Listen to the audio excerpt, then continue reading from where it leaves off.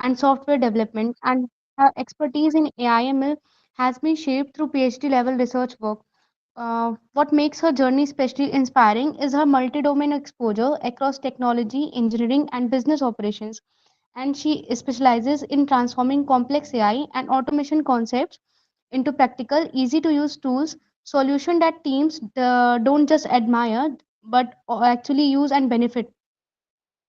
So we are truly fortunate to have her with us today, and I'm sure that this session will offer valuable insights and practical takeaways for everyone.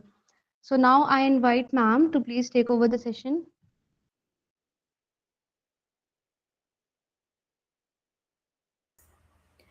Thank you, Jagriti. Am I audible to everyone? Yes, ma'am. Yeah. Hi, everyone. A very good afternoon to all of you. Good afternoon, ma'am. Afternoon. So, I am Anjali, as Jagriti very rightly introduced me right now. I'll just try to tell you a little more about myself. So, I started my company called Opto2 Solutions Private Limited in April 2024. Before that, I have a career of around 11 years working in the sustainability sector. In the specifically in the sustainable domain, I was working in the water sector to do projects around making smart cities and doing designs of water utilities and all those areas. But when I was there, I was very much into automating automation. I used to do automation projects for my company, for my own project. And that's when the idea clicked that there is a lot of opportunity when the integration of two domains comes in picture. For example, sustainability and automation. IT and automation, sustainability, IT and automation, all these three are overlapping with each other. So from that idea, from that experiences of mine, I started Opto Solutions. And here I play the role of a AI consultant engineer to empower businesses so that they can improve their efficiencies over time. Talking about today's session, so today I'm going to talk to you about the ethical AI and responsible computing. So before sharing you the presentation and before going deep into the slides, I would like to have some insights from you. What do you understand by ethical AI? Anyone can write in comments, or if anyone can just unmute and tell me, what do you think about ethical AI? What is this word called?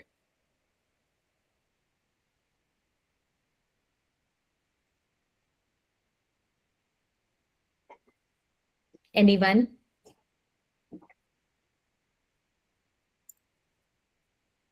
Ma'am, something like AI that teach us that human values or something like that. Yeah, related to it, right? You rightly said. Accountable for its decision or something. Exactly. Yes. Someone mentioned, Niaz mentioned behavior AI. Bhavya mentioned ethical use of AI. Yeah, so I wanted to basically know the meaning of ethical AI. So ethics means like you tell what is right and what is wrong.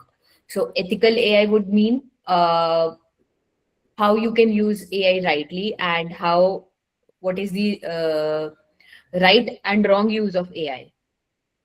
Anyone wants to say something, Abhishek?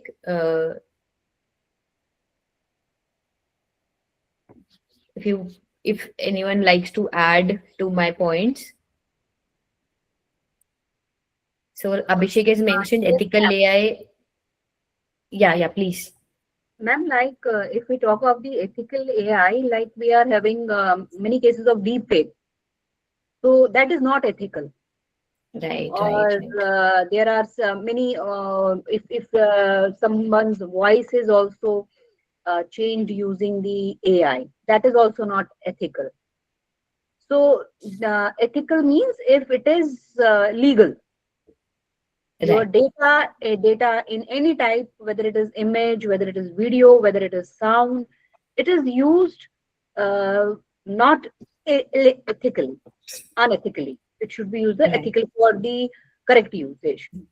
Right.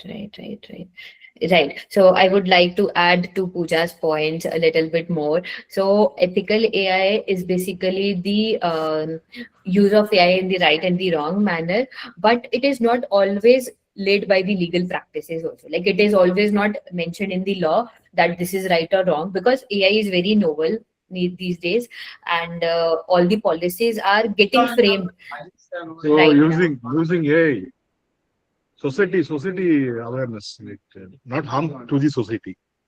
Yeah, exactly. Yes. So it's not always that it is written under law right now, because law is also getting framed around AI right now. So when government is facing challenges in some of their policies, then they decide that a certain law should come around this rule or this technology which is being used for the public or by the public. So, very rightly mentioned, some of you, Abhishek mentioned ethical AI emphasizes key pillars such as fairness to avoid discrimination, right? Accountability for AI decisions, very correct. Accountability is a very heavy word, I would say. The person who is using AI is accountable how he is using that AI. The person who has built an AI is also accountable for making it work in the right function.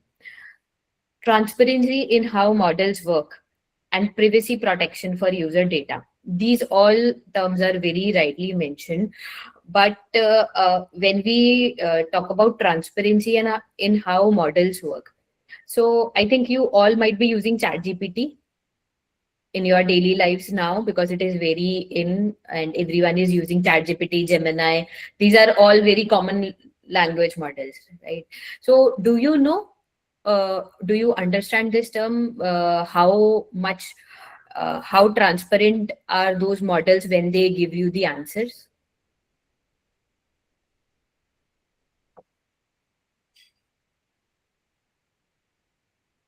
How do you think transparency is maintained when we are using language models?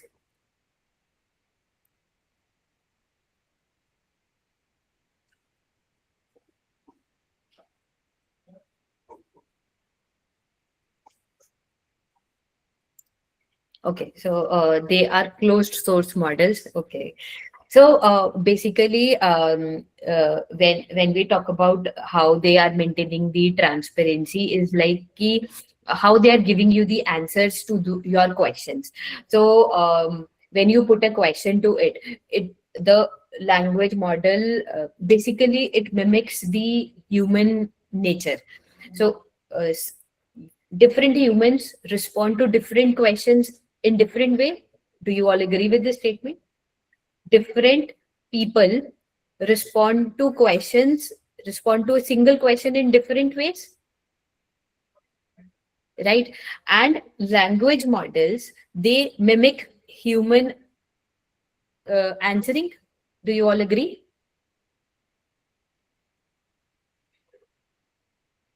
Right, because language models are trained on human conversations. Right now, when we are talking about transparency, so few models they maintain transparency and few do not maintain transparency. So when you put a question to your chat gpt, there is a window slide which comes pops up, and in that all the processing is seen. uh, uh, can you relate, or shall I show? I'll just open up and show you a little glimpse of what I am trying to say.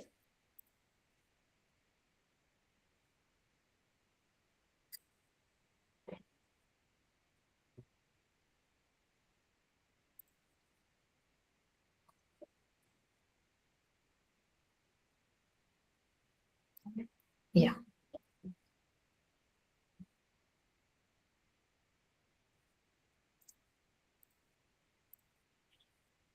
So let me know if my screen is visible. Just someone please confirm.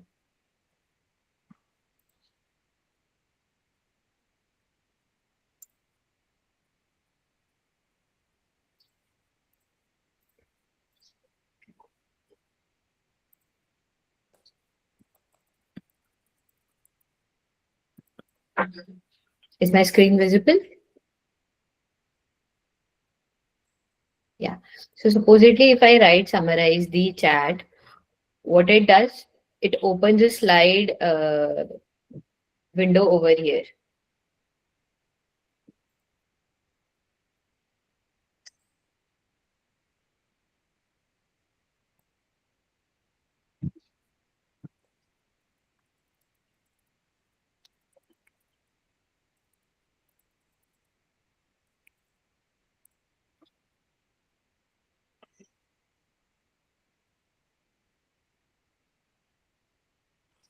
I'm just writing few prompts so that that window pops up for you people to see.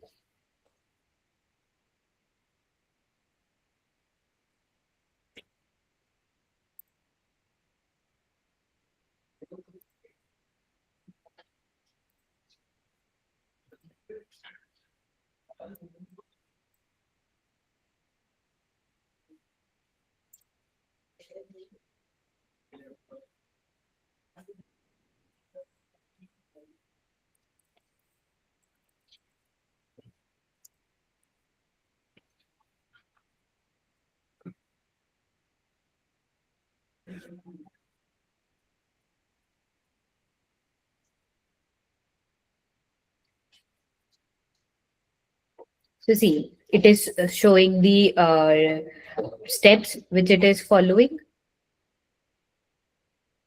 how it is basically generating the responses. It is visible over here.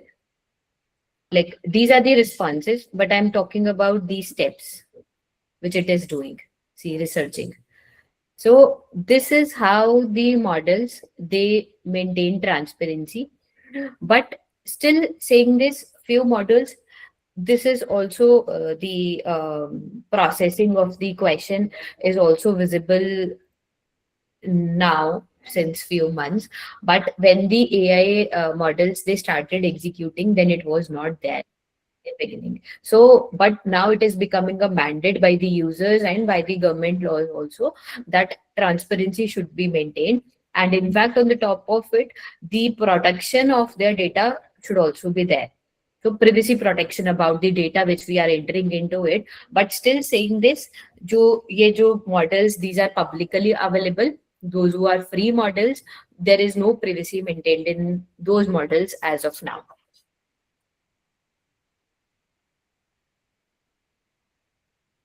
Okay, so the second topic of my uh, presentation is responsible computing. So if any one of you can just mention what do you mean by this responsible computing?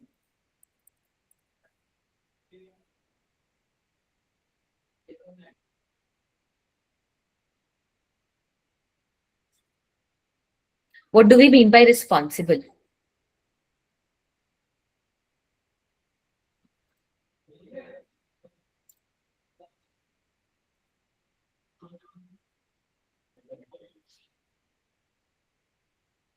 Yeah, जिम्मेदारी, that's the very correct word. So जिम्मेदारी से computing करना मतलब जिम्मेदारी से models को use करना. Why it is necessary? Because large language models को आपको एक आंसर लाके देने के लिए they need to do computation. Computation करने में the lot of data centers are involved. When lot of data centers are involved, then it requires energy to run those data centers. Energy consumption is huge in data centers. So responsible computing means कि we try to, as a user, we try to ask the large language model only those questions which we feel ki are necessary, and we should ask the LLM model. But we should be very sensible enough in doing so, because I have seen people who are using chat gpt or Gemini to generate responses so that they can send that answers to their friends, to their partners, just to impress themselves, impress their partners or impress their friends, and use it as a chat conversation model. basically to generate feelings or to generate very table format of a, like, to generate 1 to 10 tables or something like that, very very basic things which the people already know, but they are using chat gpt to do so. For example, writing a leave application to your teacher, so people are using chat gpt or gemini for those purposes. But to me, this is not responsible use of ai. So to use responsible use of AI is there where you use these models to do some research work, to do some work which will take you at least a good number of hours, that if you do it yourself, but you take the help of AI to do it in a faster manner for you. So those are the things where we should use AI, because it lot of energy is getting consumed to generate one answer for us. We should take care of the nature itself also when we are using ai. So we should not use it for very unnecessary or fun purposes. We should use it responsibly, so that we do not harm the environment also very badly with the use of ai. So today with my presentation I'll be covering these two topics: ethical ai and responsible computing. So, do you think this is a good topic for the day?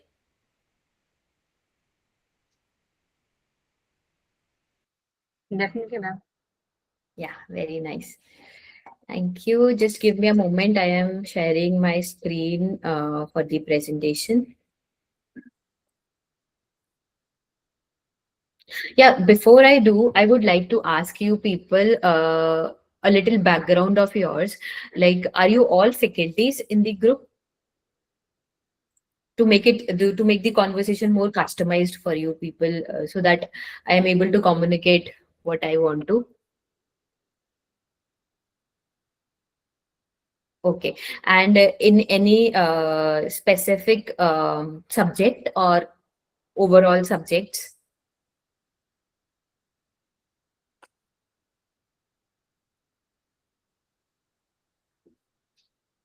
Okay, CSE, computer science. Okay, only computer science or any other?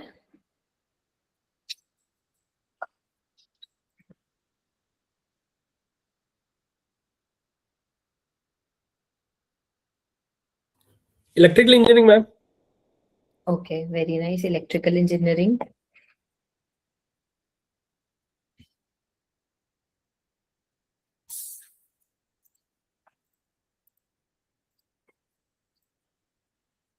Okay, only computer science and electrical engineering. Very nice. So just give me a moment. I am going to share my screen.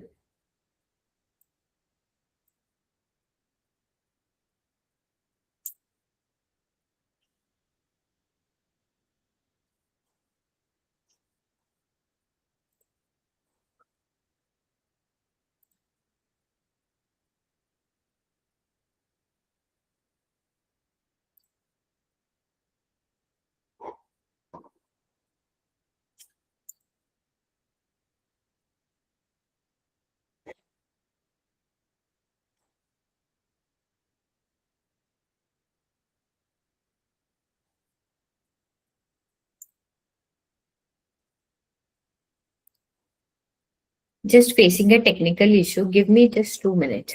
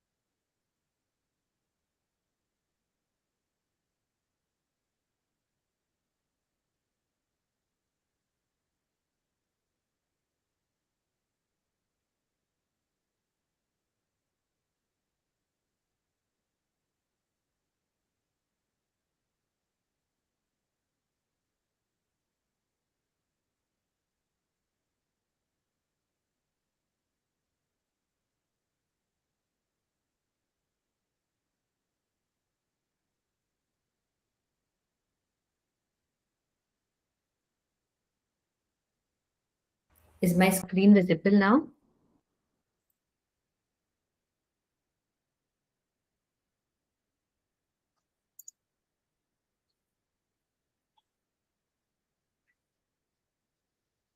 Just a thumbs up if my screen is visible.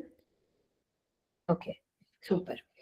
So, we are going to talk about ethical AI and responsible computing, and I'll be sharing you India specific case studies also in the presentation.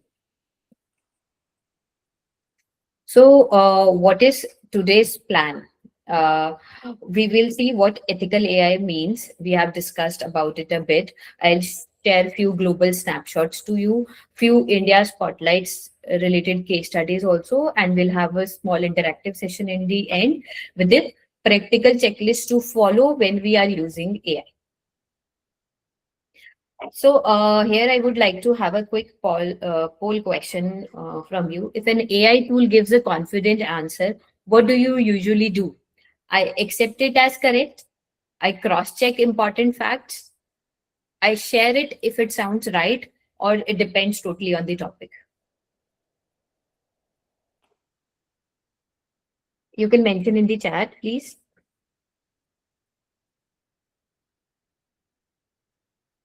Cross-check. How do you cross-check, Mr. Puneet? आज ही ma'am good afternoon ma'am आज ही जैसे मैंने I have used the chat GPT in the morning and once I found the some you can say conversion of my language from one word to another, substitution, or you can say synonyms. Firstly I will check whether this translation is correct or not. Okay. Yeah. Then accordingly I prepare myself. This is not just copy and paste into the chat GPT and then finally put up and stand in front of the public and speak up. Right. Exactly. It's definitely you have to be in cross-checked, whether it is a Hindi typing or a English typing, or whether there is a conversion from English to Hindi or English to any other language. You must have to cross-check that. Exactly. And basically, if not complete, then people generally do a test check on a small paragraph and then trust the conversation completely. कि अगर उसने छोटा काम कर दिया है तो बड़ा काम भी कर देगा ठीक से. So that also happens. I would ask other people also to respond in the chat. Just do we do every time? Do we cross check, or it depends on the topic? Bhavya mentioned depends on the topic.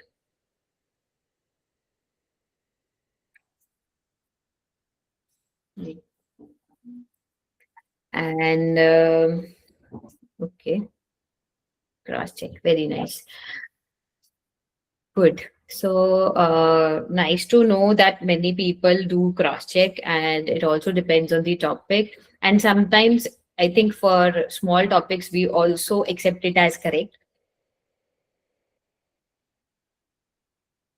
If we say ethical AI in one sentence, so using AI in ways that are fair, safe, transparent, and respectful of people's rights. I think someone mentioned in the beginning also, like which do not harm people emotions.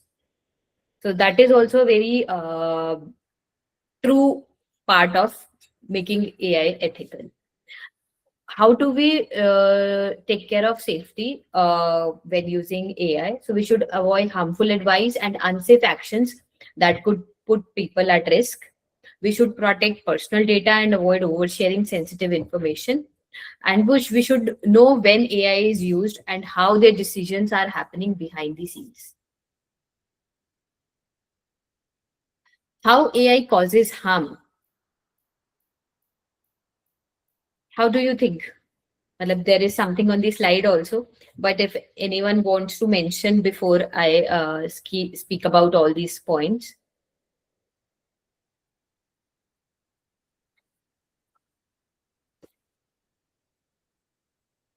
So AI do not intend to harm. It is not built to cause harm to anyone, but sometimes without knowing also some harm is caused to people when they are using AI. So we can think of AI as a powerful auto completion engine. It can be wrong, it can be biased or unsafe, even when developers have good intentions. So basically, the LLM models or the AI, it saves a memory. It saves what all conversations we are doing with the AI model. And sometimes, if in our prompt it is somewhere hidden and mentioned that we like, I prefer maybe this kind of answer, which is inclined towards female safety, then all my other answers will also be a little biased and give me answers which are inclined towards female safety. So when we talk to the model, it sometimes becomes biased and tries to answers in the way we want to have it from the models. So unequal errors for different groups based on gender, race, age, or economic status. It all depends on the conversation which we are doing with the AI model. Second is the black box, no clear reasons for decisions. You can't understand or challenge the outcome. We do not know how the model is bringing the answers. Now, the models have improved a lot. Their efficiency is also improved. For example, for ChatGPT, there is 5.2 version. For what it is Opus, and they are generally not they are generally very refined and they have a proper backup. If we ask the model to give the proper references and citations, it does give, but still,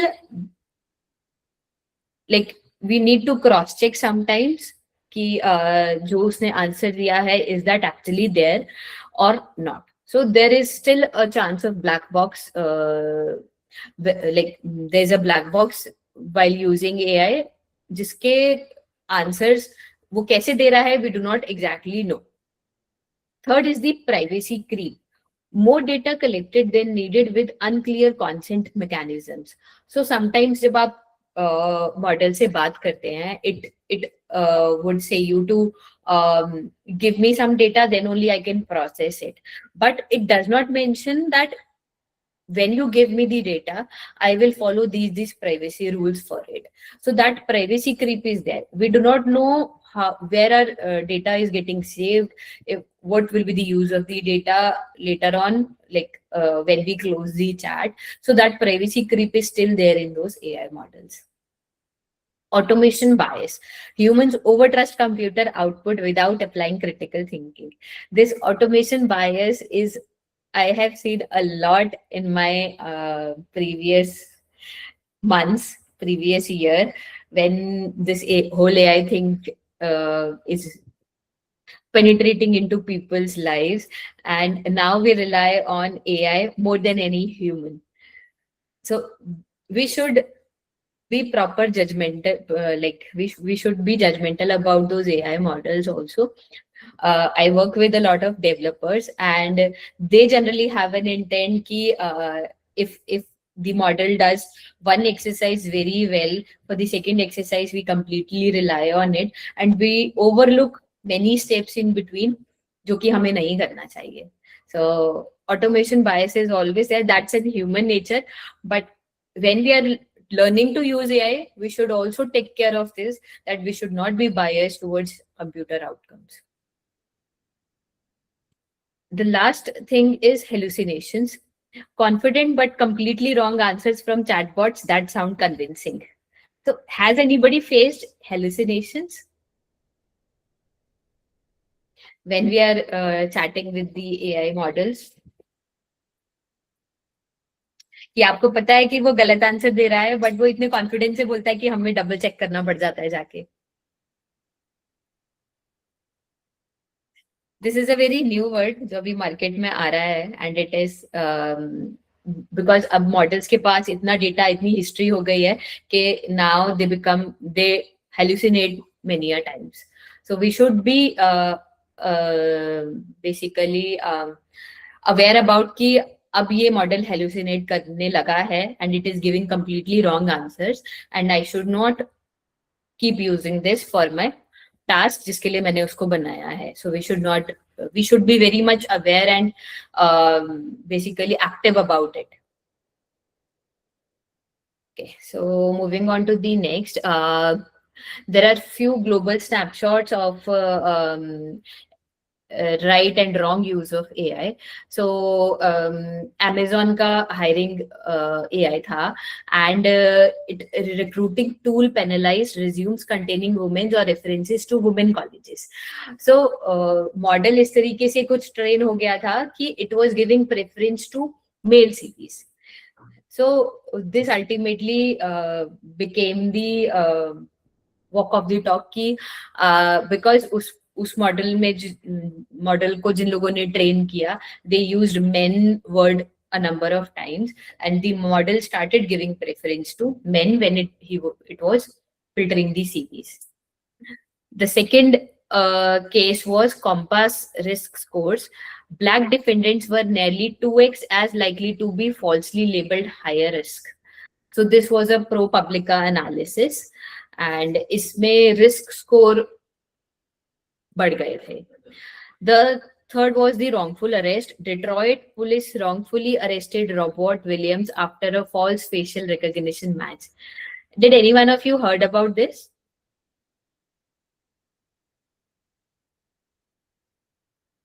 So this was the case study जहाँ पे we should be aware about कि AI किस तरीके से काम कर रहा है, वो सही कर रहा है, गलत कर रहा है. We should be very prompt and aware about it.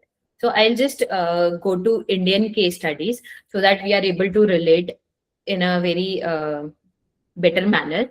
So Aadhaar authentication के बारे में I am very sure कि सबको पता होगा. Am I right? Yeah. So system क्या करता है? In many government welfare schemes like ration, pension or subsidies, Aadhaar is used to confirm a person's identity through fingerprint or iris scans. जब भी कोई राशन लेने जाता है आधार का यूज करके पहले फिंगरप्रिंट स्कैन करते हैं या आइरिस स्कैन करते हैं, देन वी वेरीफाई कि ये वही पर्सन है जिसका कि ये आधार है. वैसा ये होता नहीं है बहुत जगह, but at many places it is there. If match हो जाता है फिंगरप्रिंट या iris, then ration is given, benefit is given. अगर नहीं होता है देन उसको राशन नहीं दिया जाता. बट समटाइम्स व्हाट हैपेंस कि फिंगरप्रिंट में आप लोग मुझे बताना कि how many of you have faced this when you go with your grand parents और when you go with the someone elder in the family जिनके फिंगरप्रिंट्स थोड़े वॉर्न आउट हो जाते हैं after some medications, after as.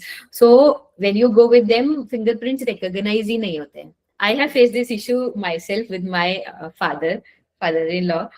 So has anybody also faced the similar issue when going for Aadhaar? Like upgrade time पे भी वो करते हैं same चीज. So आपके अगर फिंगरप्रिंट्स मैच नहीं कर रहे हैं या फिर स्कैनर की पुअर क्वालिटी हो गई है या इंटरनेट काम नहीं कर रहा है उस टाइम पे, and if the people who are trying to take the benefit of it उनको आधार नहीं दिया जाता. बट इसका रियल इम्पैक्ट कहाँ आता है? बिकॉज बैकअप ऑप्शन नहीं है. जब बैकअप ऑप्शन नहीं होता तो जो पीपल जेन्युइन है बट उनका वेरिफिकेशन नहीं हो रहा, they miss to take the benefits. And for families belonging to poor grade, उनके लिए तो it becomes a very problematic even if when they are not getting ration for a day or two. So this a real case happened with Santoshi Kumari and Lukhi Murmu in Jharkhand. जो लोग ration लेने के लिए गए थे but उनका आधार verification नहीं हुआ, so they were not given the ration. So this was a very sad scenario when government totally relied on the systems, but then systems failed to work for few people because their authentication was not happening. Let's move on to the facial recognition, second case study, facial recognition in policing. जहाँ पर क्या हुआ, facial recognition करता क्या है? Let's first talk about it. ये एक person के चेहरे को मैच करता है सीसीटीवी फुटेज से, right? And there is a set of databases, set of photos जो कि एक डेटाबेस में पड़े होते हैं, उनसे मैच करता है कि whether this person is likely to be a criminal or not, likely to be uh, positive case or not. So what happens कि police get a result like 80% match उनको मिलता है, and but 80% is still 20% less than the 100%. अब इसमें problem क्या आते हैं कि अगर ब्लर्ड है, किसी दूसरे एंगल से फोटो ली है, या फिर इमेज थोड़ी लाइट हो गई है सूरज की वजह से, या गलत मैच हो गया है, ऑल दो चीजों की वजह से the system can go wrong. But जब सिस्टम रॉन्ग जाता है, then what happens sometimes in the wrong cases, कोई इनोसेंट पीपल था और उसको पुलिस ने रोक लिया, क्वेश्चन कर लिया और डिटेन कर दिया मे बी, या फिर उसके पीछे कांस्टेंट सर्वेलिंग लगा दिया, या फिर उसको अनफेयर डिक्लेयर कर दिया, या उसको पुलिस थाने बुला लिया. सो it sometimes affects the lives of the people who are innocent in those 20% cases. Still 80% would be right because it is a system, but still it is wrong somewhere. तो police को ideally करना कैसे चाहिए कि if the system is giving, they should take it as a lead and not proof कि अगर इस person को डिटेक्ट किया है so he is wrong, he or she is wrong. So पहले तो उनको एज अ लीड लेना चाहिए, फिर उसके बाद में दे शुड डू प्रॉपर इन्वेस्टिगेशन कि weather that person is actually innocent or not. And when they are deploying this kind of a system, पूरे rules जो कि पुलिस में और लोग यूज करने वाले हैं उनको, उनके लिए एक गाइडलाइन डिफाइन करनी चाहिए कि these are the clear usage rules for you. And on after this also audits होने चाहिए for those false match rates कि पुलिस उसका लेवरेज तो नहीं ले रही है, दे आर ऑटोमेशन बायस वाला नेचर फॉलो तो नहीं कर रहे हैं, whether, and they should do regular audits for it. उसके बाद में transparent access controls and data retention policies also should be there and it should be publicly available to people who should know कि if they are crossing this area they are under public surveillance, they are being captured by the CCTV cameras. So that should also be there. Let's move on to the third part, Digi Yatra. Has anybody used Digi Yatra so far in my audience? Just gives a thumbs up.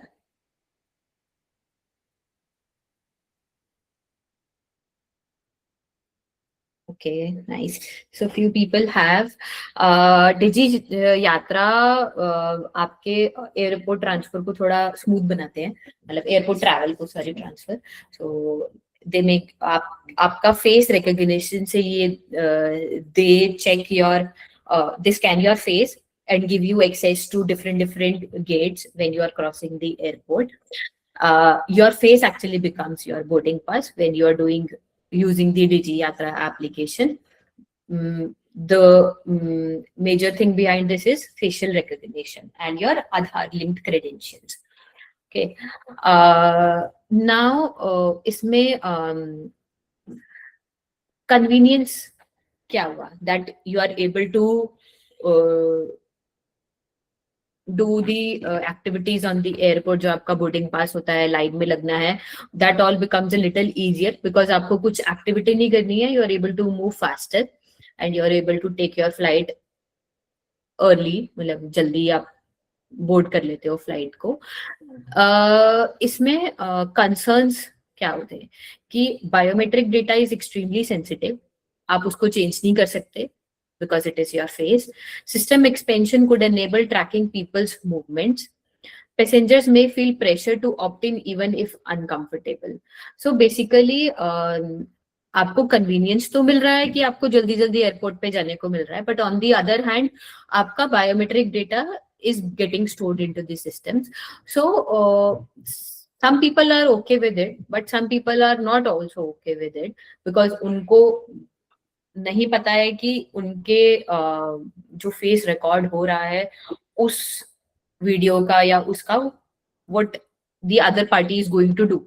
So if those rules or those laws are very publicly defined to people कि जो आपका data है वो सिर्फ उतने ही देर के लिए captured रहेगा सिस्टम में जब तक कि आप एयरपोर्ट से बाहर नहीं निकल जाते, then people will become more confident in using those systems. Earlier this policy was not there onto Digi Yatra, but now they have made these policies ki mean till until the person is there on the airport, land करने के बाद से exit करने तक उतनी ही देर के लिए the facial data is stored on the system and otherwise it is now deleted from the systems. So facial recognition is now becoming very normal in public places. It slowly shifts from service to monitoring. Unclear data ownership, access rights, and storage duration accounts to a risk.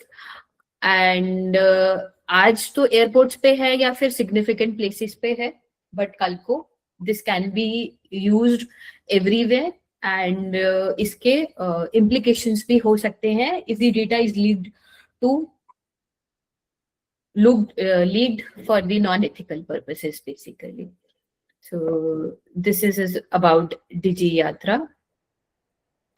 Next case study is about online exam proctoring and student privacy. So since my mostly audience is teachers, so I would want to know कि आपने कभी इसके बारे में देखा है, like how do you think कि online exam proctoring जो होता है it can be unethical? Like you can mention your thoughts in the chat also, or you can unmute and say also. I'm just waiting if anyone wants to mention.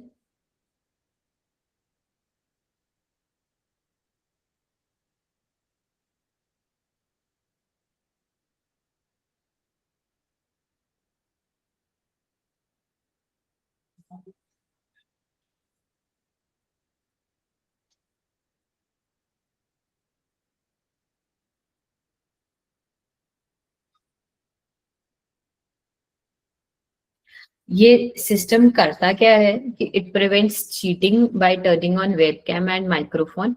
ये students की eye movement को track करता है, उनके shoulder movement को track करता है कि and sometimes takes the view of the complete room also, and if someone crosses from behind also, so it takes it as a marks it as a cheating case. But इसमें harm क्या होता है? Students without private rooms, they face embarrassment. False flags can also be there. Stress from being watched at home. Sometimes it is not very taken in a positive manner by these students. And what goes wrong into it? So इसमें ethical issue है privacy का. That camera is there inside your home. You are being treated like a suspect in your own room. Unequal living conditions create unequal risk, and students often have no choice but to comply because online proctoring है. वैसे this is a very good platform to prevent cheating in exam halls and give equal opportunity to people who are to students who are appearing for the exam. But इसके कुछ एक दो cases record हुए थे for harassment purposes, where students were not cheating but they were being detected as cheating case by the online proctoring. उसमें the student said कि I was just thinking about the answer to my questions, but the system detected, and he was just looking like this on the side wall, but then system recorded him as a cheating case, and he was detained from appearing in the another like rest of the exams, and his results were affected. So that was one case which was highlighted last year and came under unethical practices. to use online exam proctoring. So my takeaway from this case study would be to use these systems when they are very much required. But if we have an alternative option of deploying teachers on in the exam sessions or taking the exams offline, that's a better practice than doing online exams, like online exam proctoring basically. So my I think this would be the last case study for the session, where we'll talk about deep fakes and election misinformation. So 2024 में election हुए थे, and a deep fake is what is deep fake actually? So it is when AI creates a fake video or audio that makes it look like someone said or did something, even if they never did. आपने देखे हैं इस तरीके के videos which are fake? अभी तो YouTube shorts में, Instagram shorts में बहुत डीप फेक वीडियोस आ रहे हैं.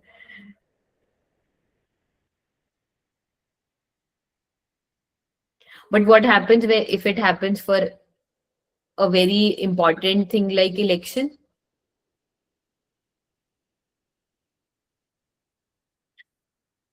Misinformation can lead to results when someone has generated a fake video for a leader who hasn't said, but it is being said in the video, and can communicate very wrong messages to the public. So deep fakes can spread false political messages, create fact scandals, trigger anger, panic, or hate, and it can mislead voters before verification. And this actually happened in 2024 election, in Delhi election, where Manoj Tiwari deepfake was used for campaign messaging.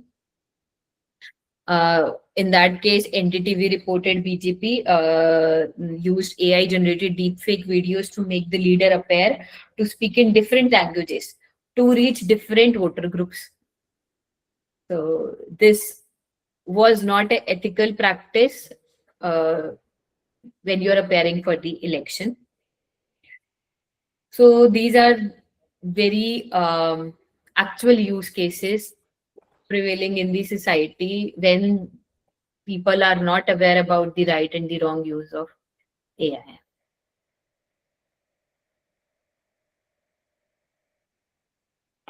So this is a process of how deepfakes can be used for scam endorsement. Sudha Murthy publicly warned about fake AI videos misusing her image and voice to promote investment scams. People she knows had lost money because of it. This was in the news for quite some time, when she said that कि जितने भी videos आ रहे हैं, she hasn't said so, but those were the fake videos generated. And it can actually lead to fraudulent transactions also if the people get manipulated by those videos.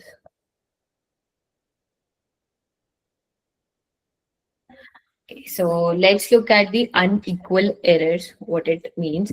So even when an AI seems accurate enough on an average, the errors can be uneven across different groups. For example, हमने facial recognition की बात करी कि it can work for one demographic group then another, क्योंकि people might look different in different demographic zones. Voice assistants may misunderstand certain accents more frequently. It actually all depends on how the model is being trained. वो कौन से data पे train हुआ है, उस data में जो भी डेटा ज्यादा है उसकी तरफ बायस हो जाता है model. Credit scoring may have different error rates by geography or income level. Credit scoring में income level bias का बहुत बड़ा problem है. How this shows up in India: unequal false match rates in facial recognition, biometric failures more common for manual laborers, and proctoring systems flagging students based on environment. So जितनी भी अभी हमने case studies के बारे में बात किया, सो fairness होना चाहिए सिस्टम्स में. अगर एक्यूरेसी 90% है, सो पीपल शुड नो कि it can be 10% wrong somewhere, and accordingly they जज the answers. So validation of those results generated by the AI should always happen, or should audit तो at least होना ही होना चाहिए to build a ethical system for the people to use. And basically uh, when we are building or using AI systems, we should be aware ki how much harm it can make to the people lives. उससे there can be awareness among the public कि हाँ, और awareness when the AI model is being made कि इसके implications इतने बुरे हो सकते हैं. So AI model should take care of the decisions very well, and it is being used only when it is 99.9% accurate. And also, if the system fails, then what are the alternatives? वो alternatives भी in place होने चाहिए. They are being used in between.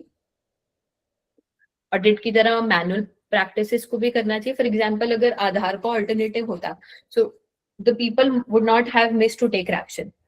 But ये एक बायस हो जाता है, human बायस हो जाता है, that they when they use the tech systems, they then rely on those systems 100%, forgetting कि दूसरा रूट भी है या that can also be followed.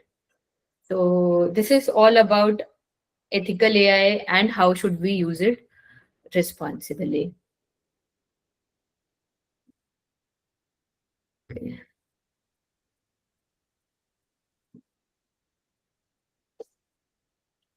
Chatbots भी अभी बहुत चल रहे हैं, so I'll not talk much in detail about it, but chatbots के answers बहुत गलत आ रहे हैं at different platforms, because now every platform is building their own chatbots. So it very much depends on how the chatbot is made and how the chatbot is trained on which data. So thumb rule can be कि AI को drafting के लिए use करते हैं, but not for the final decisions or for the final authority of any major decision, basically. This is my 5-rule checklist when using AI. The first is verify. We should cross-check important facts before acting or forwarding. We should not trust AI output blindly. This is the first and like key aspect of using AI. Second is disclose. अगर if AI helped create content, say so. मतलब अगर आपने कोई video बनाया है AI use करके या कोई शॉर्ट्स बनाया है, तो it should be clearly mention generated by AI, generated using this model. So इससे आपका ट्रस्ट भी बिल्ड होता है टू द ऑडियंस कि हाँ, अगर इसने यूज किया है तो उसने बताया है. So transparency matters. Third thing is to protect the data. We should be very aware कि हमें कौन सा डेटा AI मॉडल को देना है और कौन सा नहीं देना है. We should not paste Aadhaar numbers, अपने डिपार्टमेंट की complete list with their phone numbers. All those things should not be given to the AI models.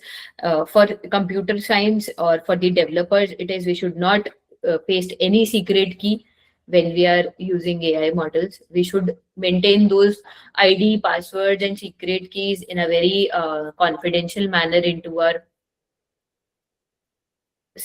applications.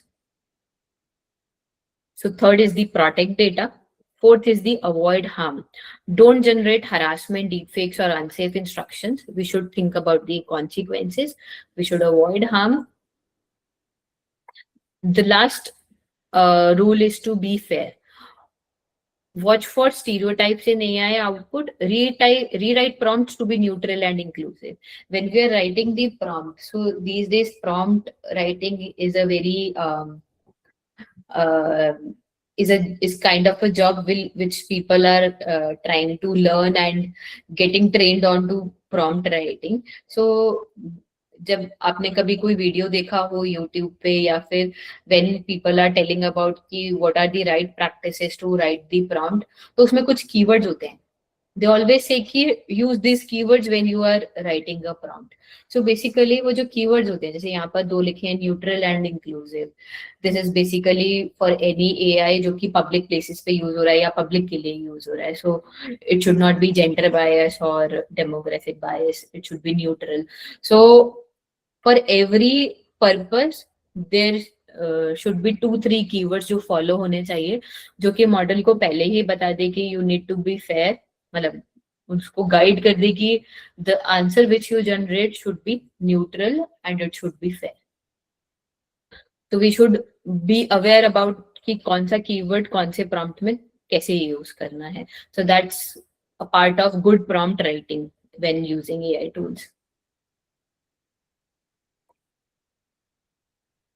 For institutions it's basically कि कौन सा डेटा दे रहे हैं, क्यों दे रहे हैं, क्या हमारे पास consent है, and how long it is going to be kept on the servers and on the databases. हमें रिस्क का पता होना चाहिए कि क्या गलत जा सकता है, किसको हार्म हो सकता है और उस हार्म की कितनी सिवियरिटी है.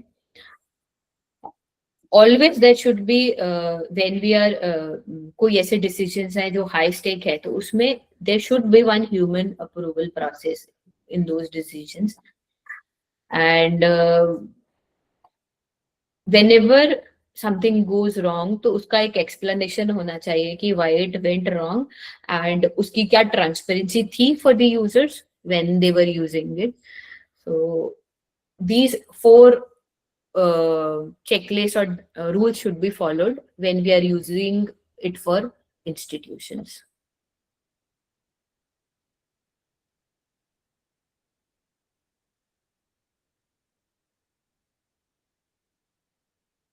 There is a law called DPDP Act in 2023. This is known as Ethics to Law Bridge.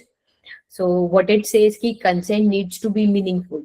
The Digital Personal Data Protection Act, DPDP is Digital Personal Data Protection Act. It states that consent should be free. Consent पे आप कोई amount नहीं लगा सकते. It should be specific कि कौन से purpose के लिए हम कॉन्सेंट ले रहे हैं. It should be informed. It should B unconditional. उस पर कोई कंडीशंस नहीं होनी चाहिए कि अगर ये करेंगे तो आपको आपका कॉन्सेंट माना जाएगा. It should B unambiguous with clear affirmative actions, and it should be limited to what is necessary for the purpose. So these are the guidelines and act on those guidelines कि ethics क्या है to make any data public or to take the consent from the public to use that data. Practical implications for AI tools in colleges and organizations is कि don't upload student data to random AI sites. If using proctoring or biometrics, provide alternatives also. We should set retention limits and document purpose. We should be provide a compliant channel, but along with a human review.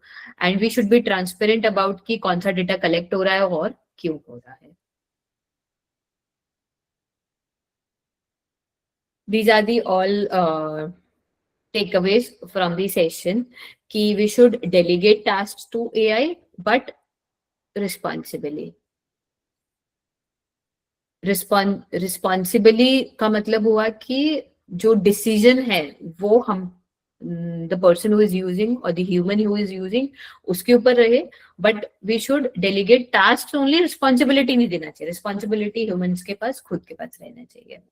And AI can be useful and still be wrong. We should be aware about it कि वो helpful है, but it can go wrong somewhere. Depends upon the accuracy of the AI systems which we are using. And bias shows up as unequal errors. So whenever we build the AI system, we should test those AI across groups and not just take the average of group of people.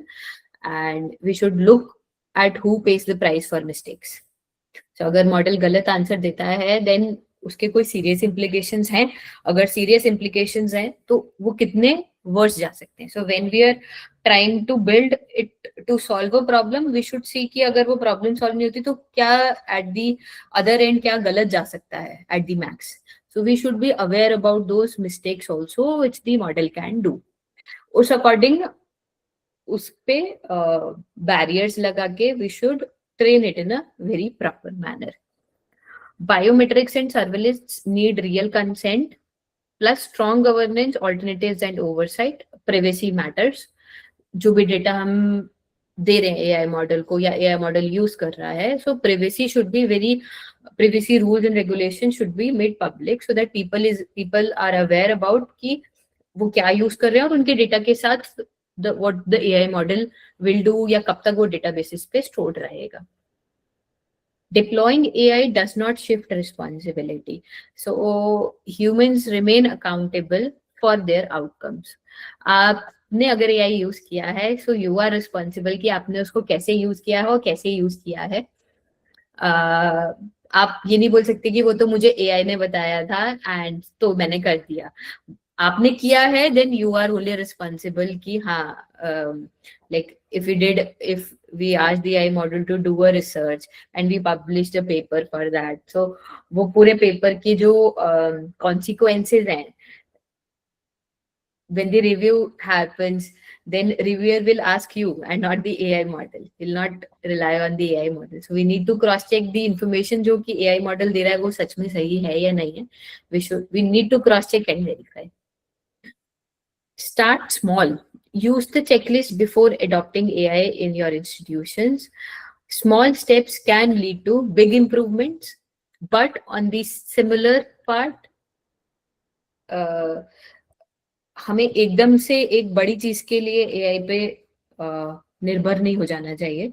We should try using AI for small purposes and delegate it when we are confident with a human review, and do not rely 100% onto the results generated by AI. Regular audit should happen whenever we are using AI for any system, and accordingly based on the audit results the action should be taken. So AI को हमें एक as a 24/7 employee की तरह treat करना चाहिए, but when saying it is an employee, so regular feedbacks and audits should happen for that particular task जो कि that AI is doing. So that is all from my side on this topic, ethical AI and responsible computing. And I am open to take questions from my audience. Before wrapping up, I would like to have a small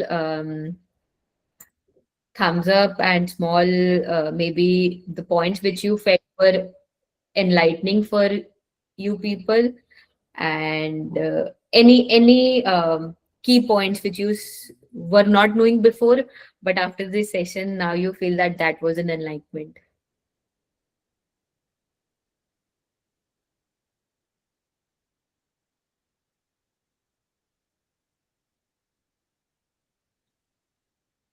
I'm open to questions round also.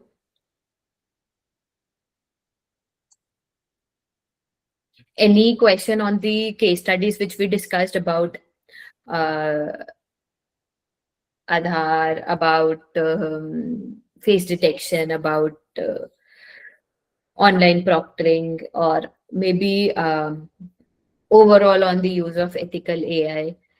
So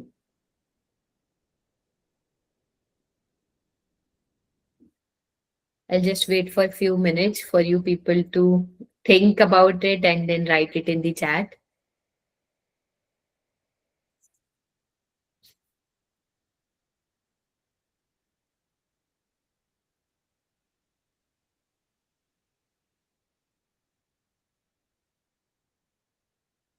And by the way, I like the delivering the session since many of you were responding in between. So that gives a boost to the while speaking, that if people are listening to what we are saying. Yeah, people should prepare themselves by their own during the elections. So Deep fake. definitely, ma'am. Good afternoon. This is Puneet Chawla. I'm associate professor and head electrical engineering department in a government college in Haryana. Definitely, ma'am. Scenario has been changed, and these fake type videos were definitely harmed during 2024. But after the Vidhan Sabha elections or any other elections, still today, 2026, these fake videos has now been nullified. I think Yeah, so. yeah. Because nowadays our young ones, Janjis and everyone is preparing themselves. उनको पता है कि मेरे क्या मुद्दे हैं. उस Right, मुद्दों right, के right. बेस पे जो उनके मुद्दों की बात करता है लोग उन्हीं को वोट करते हैं. तो ये फेक वीडियोस जो है ट्रेंड था in the Lok Sabha elections of 2024. But after the Vidhan Sabha elections were taken up in Haryana, in your Maharashtra or Bihar or anything anywhere in the across the India, this term has nowadays I think is declined a lot.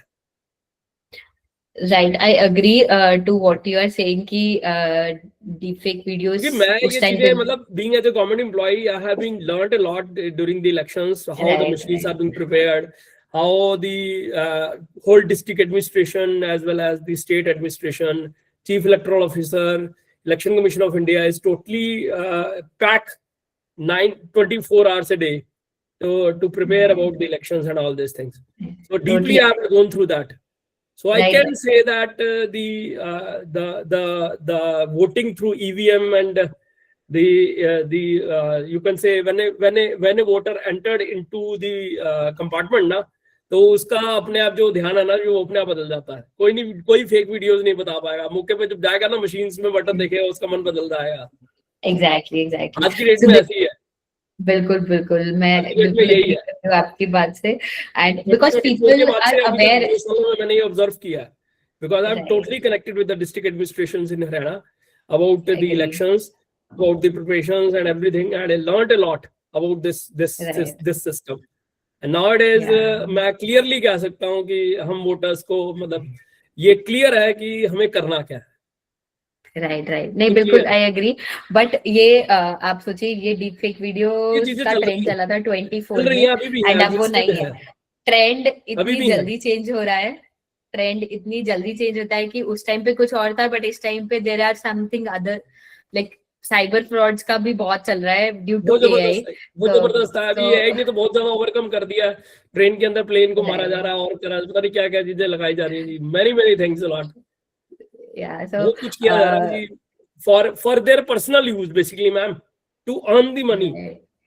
Those who have created this content, not only they are using the AI only to highlight themselves, to earn the money, as well as उनको कोई मतलब नहीं है आज की date में कि किसी पे क्या असर हो रहा है या आप किसी के नाम का क्या इस्तेमाल कर रहे हो. बिल्कुल बिल्कुल. As consumers I think we should be very much aware कि हमें क्या हार्म हो सकता है उससे और हमें क्या फायदा 100%. हो सकता है उससे, so that we use 100% it हम वेरी अवेयर रहेंगे ना ma'am. Responsibly. Being as a faculty, being as a teacher, being as a academia as well as industries, तो नीचे हम जो है जो the flow which is given to the students as well as our young ones as well as in the society and to the kids of in our houses, that path can be given in a proper way. Exactly तो फिर exactly. सुनी सुनाई बातों पे सब कुछ चलेगा जी, उसका कोई फायदा नहीं है. नहीं नहीं नहीं नहीं नहीं नहीं. आजकल गूगल ने तो वीडियो इनक्रिप्शन किया है सो दैट जो भी वीडियोस जनरेट हो रही हैं गूगल के किसी भी टूल से उसमें दैट कैन बी डिटेक्टेड कि it is video generated. But वो रिस्पॉन्सिबल एआई से ही आया है, मतलब यूज ऑफ एआई रिस्पॉन्सिबली. ये बट responsibility की वजह से. अदर दूसरे लोगों को भी ये चीजें इनकॉर्पोरेट करने की जरूरत है ताकि इन फ्यूचर, और I would say future is not very far, in a year और to it would be very difficult to separate कि what is AI and what is not AI. जब तक कि ये लोग अच्छे steps ना ले to segregate both the things, both the contents, चाहे वो किसी भी फॉर्म में हो, text, images, videos, tools, applications, anything, उसमें मार्क लगाना और उसको डिक्लेयर करना कि it is AI generated and it is not AI generated is very much necessary आज के टाइम पे. सो it should be there, majorly derived from the people who are building those systems. But saying that we should be aware about those things. जी ma'am जी जी Right. nice session, Thank you so nice much. informative Yeah. session. Thank you so much, everyone, for listening to me very patiently and interacting with me in such a nice manner. Thank you so much, all. That was all. Okay, ma'am. So thank you so much, ma'am. Thank you, Jagriti, and thank you, Neha, ma'am, also, if you are here, Hmm. for having me as the speaker for the such a good Yes, audience. ma'am. Thank you so much. So, ma'am, before concluding, please, I request to all the participants and everyone to please make their cameras on so we can take a group photograph. Yeah, thank you so much, Jagriti, for reminding and doing that.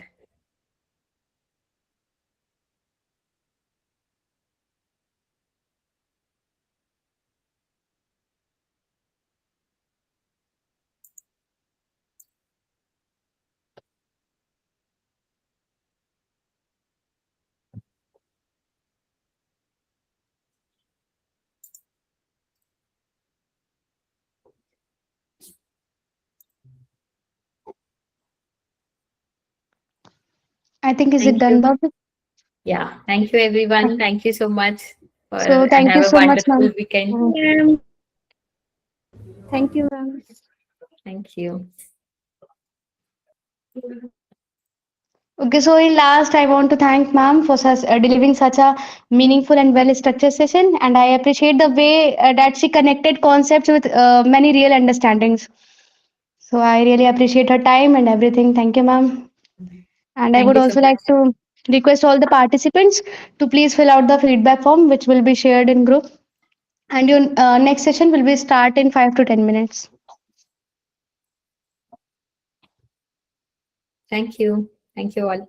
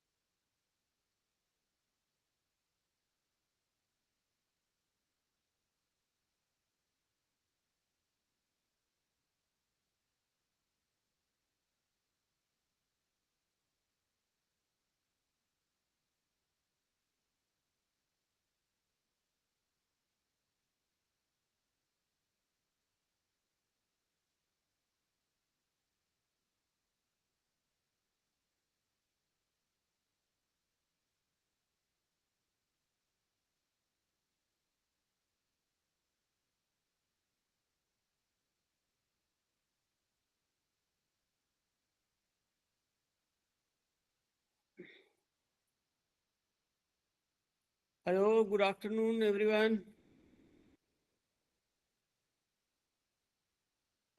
Good afternoon, sir. Yes, Okay, so yes. yes, Now, sir. So now I- moving ahead with today's session, it gives me great honor to welcome you, sir. And let me tell you, our speaker is Dr. M.A. Ansari, sir. Sir is a senior faculty member in the Department of Electrical Engineering at Gautam Buddha University, Greater Noida, and has more than 25 years of experience in teaching, research, and industry. And he holds a BTech from AMU Aligarh, MTech from IIT Roorkee, and a PhD from IIT Roorkee, with his research work focused on medical image data compression. Sir has an impressive academic and research profile with over 270 research papers, 8 patents, 22 books authored, and supervision of numerous PhD, MTech, and BTech projects. His research interests span areas like soft computing, data compression, biomedical informatics, smart microgrids, and green energy. And he is a senior member of IEEE and has received several prestigious recognitions, including IEEE Outstanding Research Excellence Award in 2024 and being recognized as a top scholar by Scholar GPS. So today, sir is covering the topic soft computing driven innovative research techniques and methodologies. So we are truly privileged to have such a distinguished academician and researcher with us today. So now I invite sir to please take over the session. thank you very much, Jagrati ji, for introducing me. So, I am very thankful to the organizers of the this ATAL FDP on advanced computing. I am very thankful to especially the coordinator of the FDP, Dr. Neha Khurana ji, Dr. Vipin Kumar ji. And I also extend my thank to the Honorable Vice Chancellor of the University, MDU Rohtak, Dean Academics, S.C. Malik sir, and the Dean of the UIET, Professor Sonia ji, and other organizing committee members, Dr. Meena Kumari ji, and many colleagues. So today lecture I will be delivering about the soft computing methodologies. So let me share my session and then we will start discussion.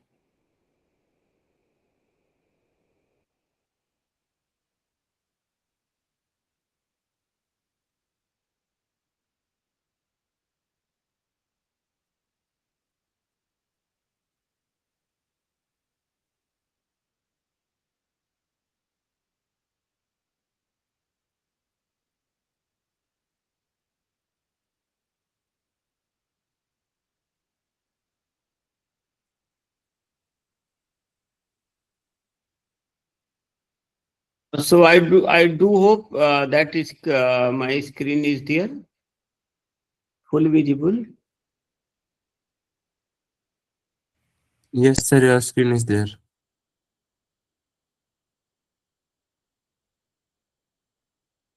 So as the FDPG focused on the advanced computing, so our topic that soft computing driven innovative research techniques and methodologies, how we can help the computing methods or computing technology through various innovations. So regarding that, I would like to talk about that. What are the various methodologies, how they are developed, how from the starting we uh, we did computing. So let us have the brief discussion about this. So the contents of the talks today will be divided into some starting computational methods, especially the sine and cosine methods, transform-based methods, and the wavelet methods. And then we will be having the discussion about the ANN based methods and fuzzy logic based methods and genetic algorithm based methods. So these are the three main pillars of the soft computing methods. And then we will be having the discussion about how these methods evolved toward the AI and machine learning based methods. And then we will be concluding the session. So if we talk about the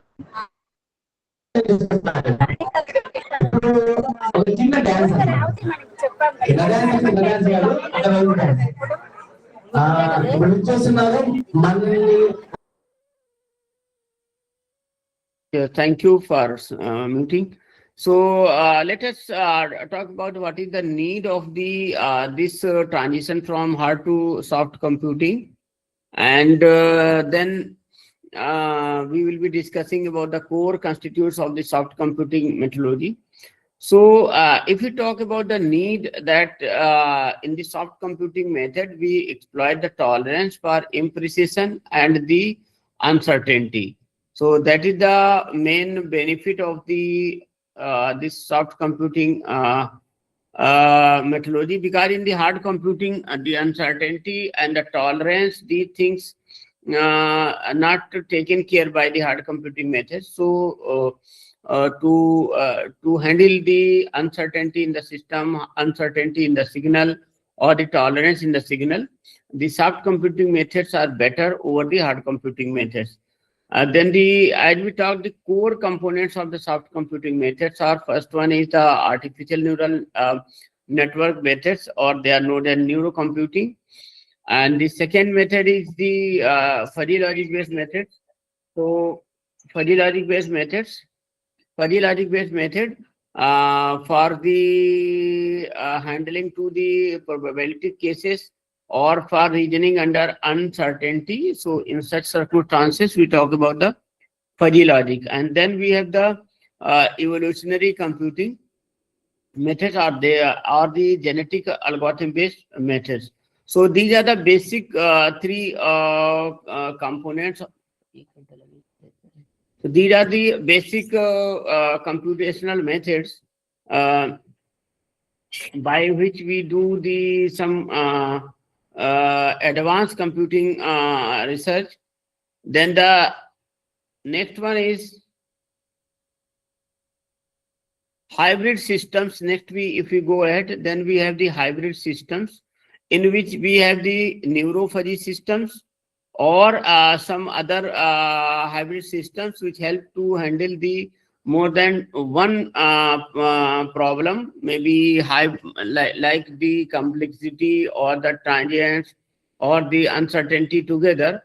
So we can handle such problems by the neuro-fuzzy systems. Then we have another problem of handling nonlinear data and the complex data. So such problems are also handled by these soft computing methods. Then we have swarm intelligence and meta-heuristic approaches. So these are like ant colony optimization, particle swarm optimization. So these methods are used for such problems. Then another issue is the cost-effective and robustness solutions. As we talk about the existing conventional methods, there the cost is a problem, and we don't have much robust solutions.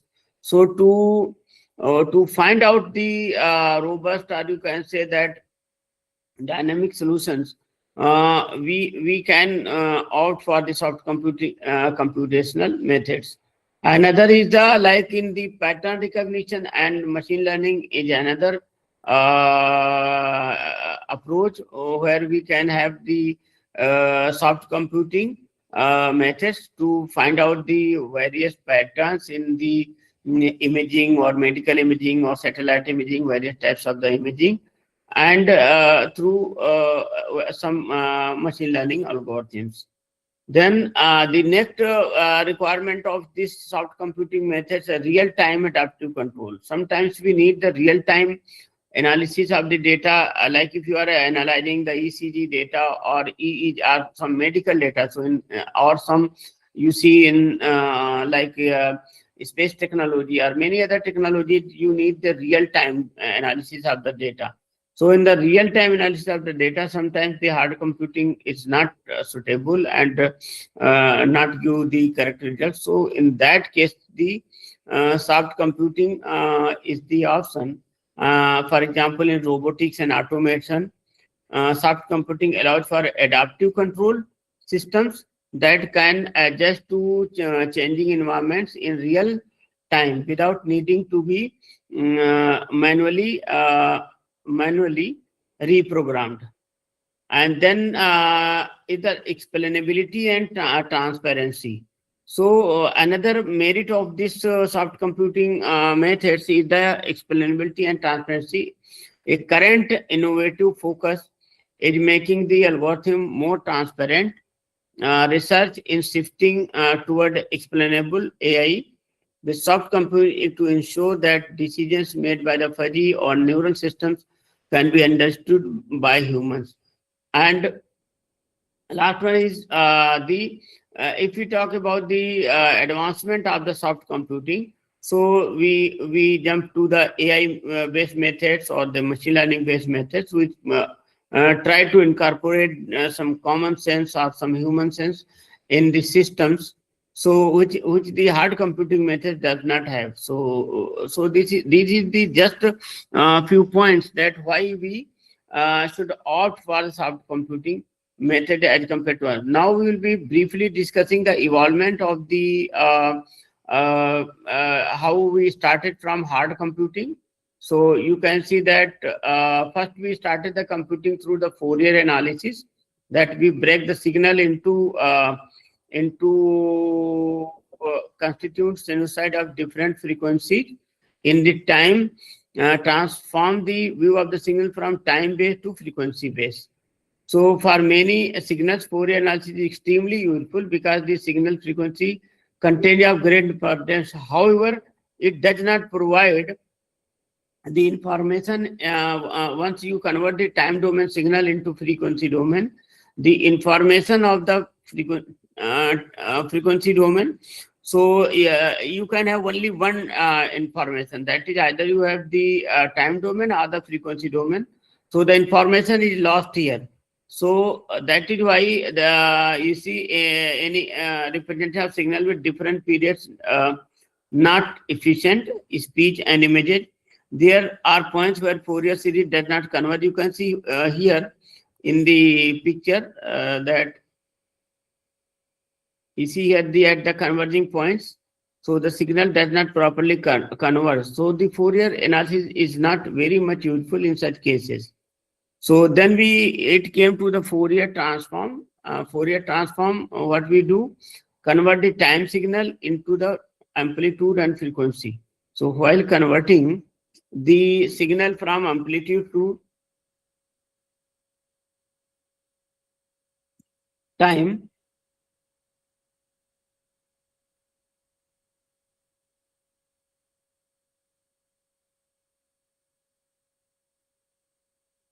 while converting the signal from time to frequency domain, we lose the information of the time signal. Here you can see some responses of the Fourier transform. So the basic drawback of the Fourier transform, I will be covering this in just 10 minutes shortly, the transform, then we will coming to the main topic. So first, if we talk about this Fourier transform, so cannot locate the detect non-stationary or the transitory characteristics, drift, trends, abrupt changes, beginning and end of the events of the signal. So these are some problems of the Fourier transform. And the major problem with the Fourier transform is that once we convert the signal, the time information is lost totally. The remedy for this came about the called the short time Fourier transform, in which we have the windowing type of the response. Here is the signal. You convert by short time Fourier transform, then you get the a response here like this. This is the formula. So this is the windowing of the signal. So you can see some of the responses by this short time Fourier transform here. Here you can see another some responses. You can see the time intervals. So by this short time Fourier transform, we find that as we narrow the window, here you can see the more resolution can be found out. And if we increase the window width, then we cannot have the more resolution of the signal. So the STFT is also the some have limitation of the windowing method, that the window period. These are some of the responses you can see. This is the narrow window and this is the wide window. So if we have the narrow window, you can have more resolutions as compared to the. So what is the wrong with the STFT? That is a narrow window give good time resolution but poor frequency resolution. Wide window give good frequency resolution but poor time resolution. So there is a trade-off between the window size and the resolution. So this has the limitation of the same. Then the next stage of the transform coding came after the Fourier series, Fourier transform, short time Fourier transform, then transform based coding. So in the transform based coding, mainly we have two transform which came very use. First one is the discrete cosine transform, and other is the wavelet transform. So first in the discrete cosine transform, what we do, we process the signal. Let us have an example by transforming quantization and entropy encoding here. So first we pre-process the signal, forward the apply the forward transform, then we quantize it, then symbolic encoder, then store and transmit, symbol decoder, dequantize, inverse transform, then post processing. So in the discrete cosine transform, we have the 8 by 8 pixel windows, and you can see here this is a basic mathematical formula of the discrete cosine transform. You can see here.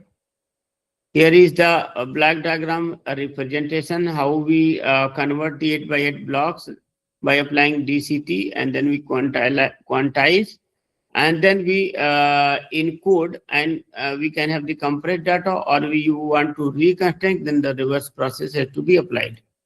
These are the two examples of the applied by DCT. First one 8 by 8 DCT image, another is used by the wavelet transform by 8 by 8 Haar basis image. So you can see the better resolution in the Haar wavelet. This is the another case in the using by DCT. This is the blocking problem. So DCT is not much used beyond the 8 by 8 pixel blocking. So this was the problem with DCT. So so the researchers, scientists jumped to the wavelet transform, and wavelet transform proved one of the most useful tool for the data analysis or data computation, particularly in the area of mathematics, in signal processing, medical imaging, feature extraction, you can say computer vision, and in these areas, the wavelet transform has been very much useful. So you can see that. So what is the merit of wavelet transform? We have made wavelet transform is basically on the concept of the multi-resolution theory, in which we have the we decompose the signal of various frequencies, and we can extract whatever is required from there.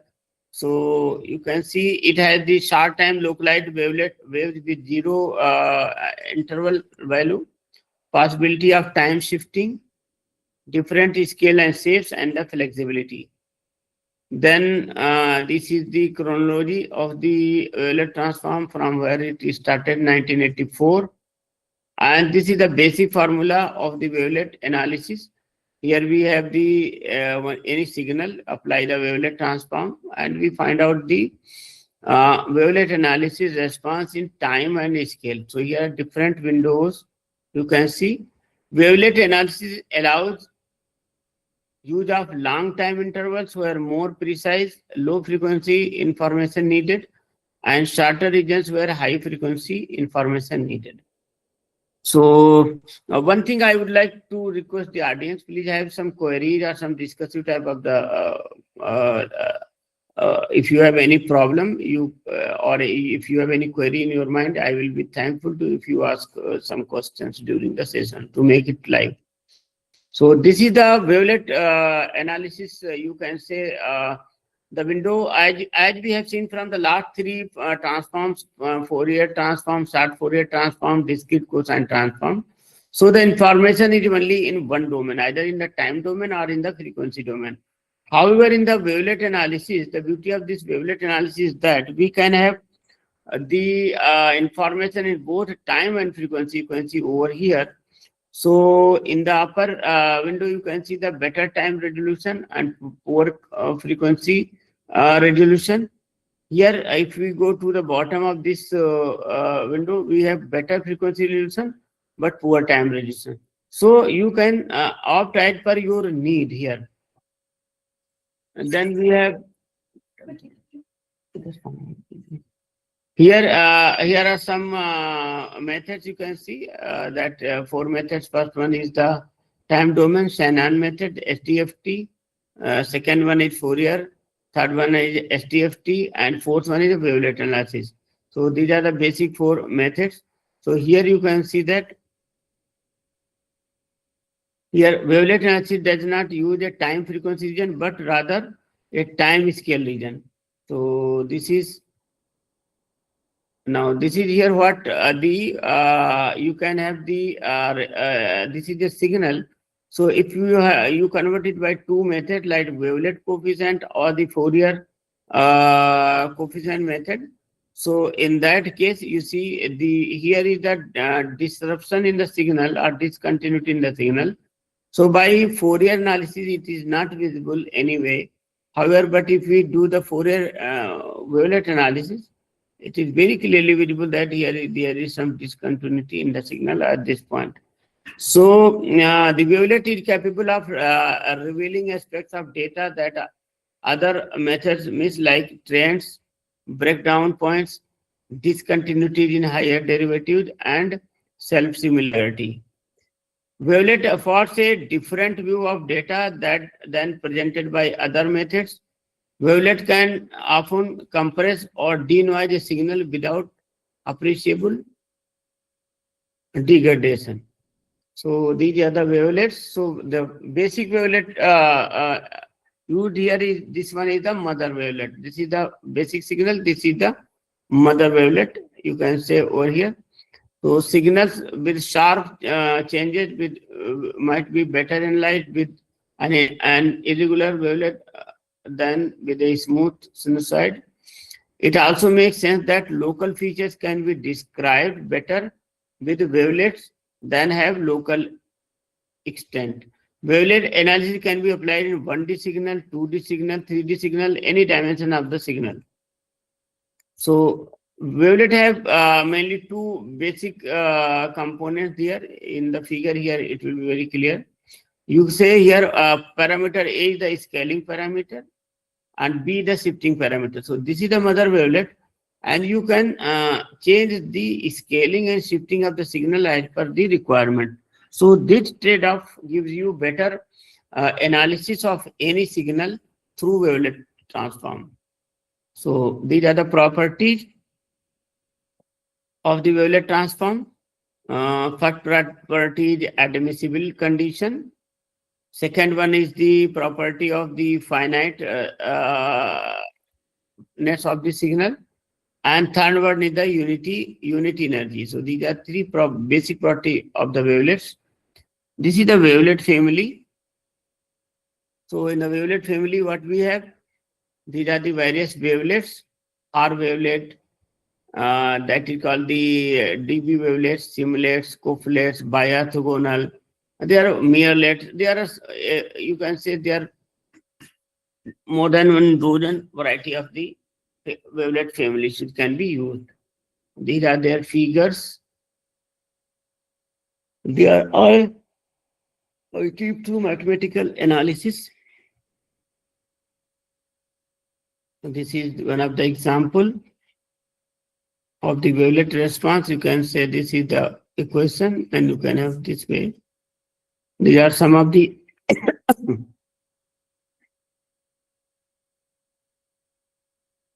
this is one example that how by converting. First one is the original signal. This is the synthesized signal, and here once you transform the signal, so you can convert the signal into level 1, level 2, level 3, level 4. So the signal is converted into 4 in the first level of the transformation of the signal. The frequency components of the signal are categorized into level 1, level 2, level 3, and level 4. So generally we take the level 1 and rest are discarded. And then in the second stage, we further can convert this into coefficients, divided coefficients, and this level 1 signal. And finally, we can club up all the coefficients, and we can reconstruct the signal. So you can see the original signal where the many noise components or many unwanted data was involved there. So that is rectified by the just in level 1 decomposition. You can have level 2, level 3, level 4. Here, another example of the signal is that you can see, and this is the example of an image also. You can have the noise and image also. Then we have now after wavelets, I will be briefly discussing about the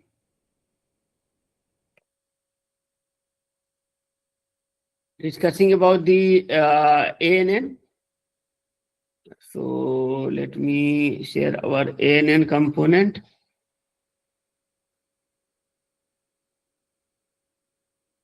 So these are the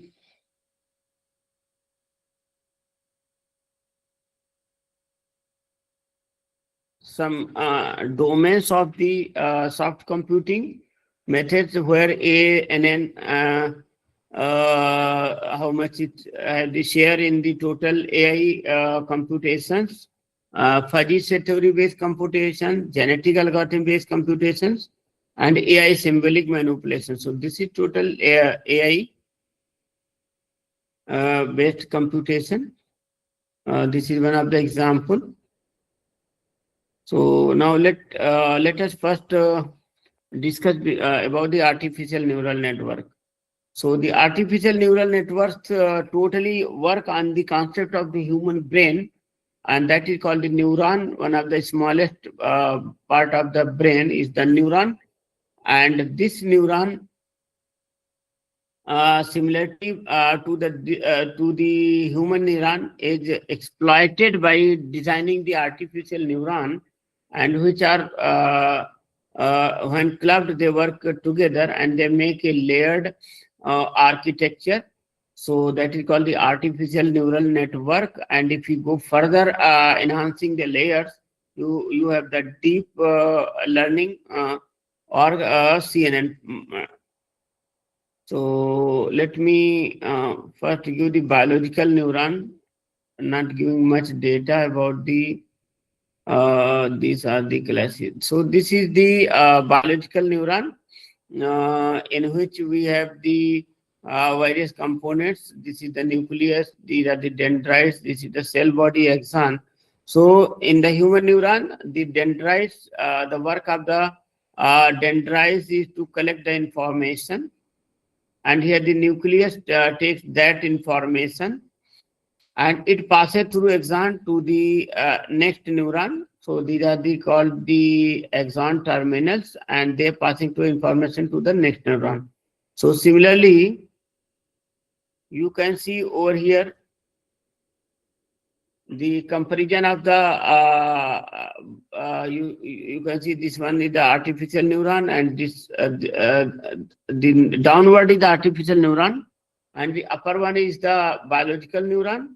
So the inputs here, see that here if you artificial inputs, so here are the dendrites, they are similar.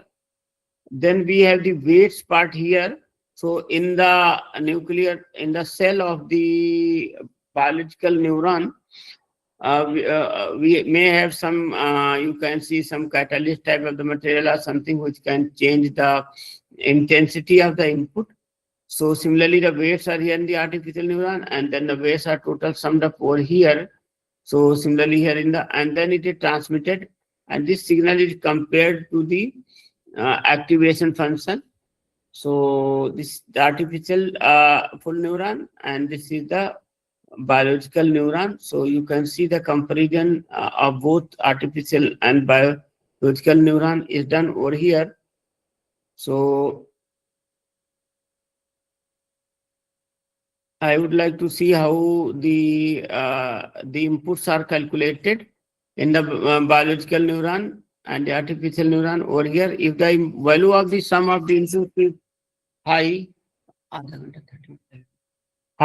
then the output will be 1, and if the summed up input over here is less than 5, that is the thresholding value, then the output will be 0. So you can see over here, this is the artificial neuron, actual artificial neuron. X1, X2, X3 are the inputs. A neuron consists of 3 basic components, that is the weight, thresholds, and the single activation function. So first one are the input layer. These are the weights. You can change the value of the input through changing the value of the weights. And then here is this is called the node here, summation, which we sum up the all the weighted sum. This is called the weighted sum. And then we compare the weighted sum through the activation threshold, that is 5. So if it is greater than 5, then only the output will be there, else it will not be there. So this is the biological neuron. We are then you see one by one calculation of that biological neuron. Here you can see how this is if the input is going from A to B, this weight will be connected. Here are the examples, and here is the calculation how you can calculate it. These are the some non-linear generalized. You can say that suppose the artificial neuron. So Y is the neuron output, and X is the vector of inputs, and W is the vector of sympathetic weight. So you can design some mathematical formula as well. So these are the some structures. You can see this is the perceptron model first, yani first layer of the new NN. This is called the perceptron model.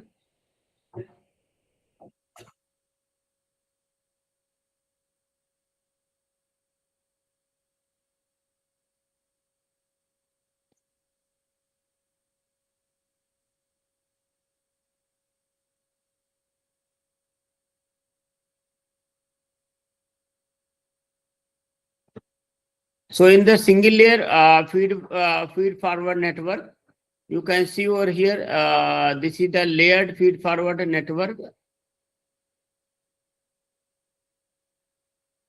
The weights from starting from input X1 to node 1, they are represented by Wij, and here the outputs are represented by O1, O2, O3.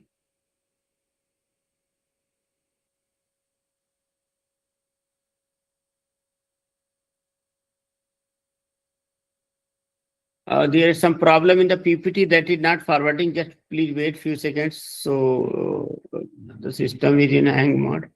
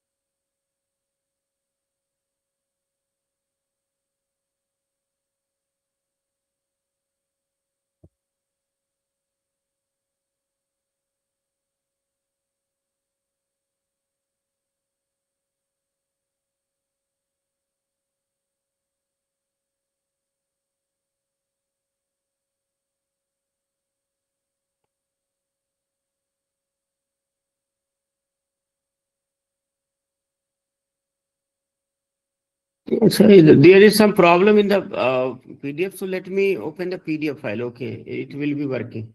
There is some problem in the PPT. So let me have, yes, we were over here.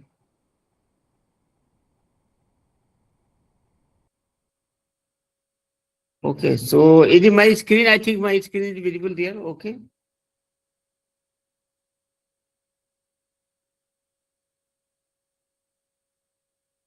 जागृति जी screen visible है? Yes, sir, your screen is visible. Okay, so we were discussing over here. So then we were here. Yeah, at this TP we were here. So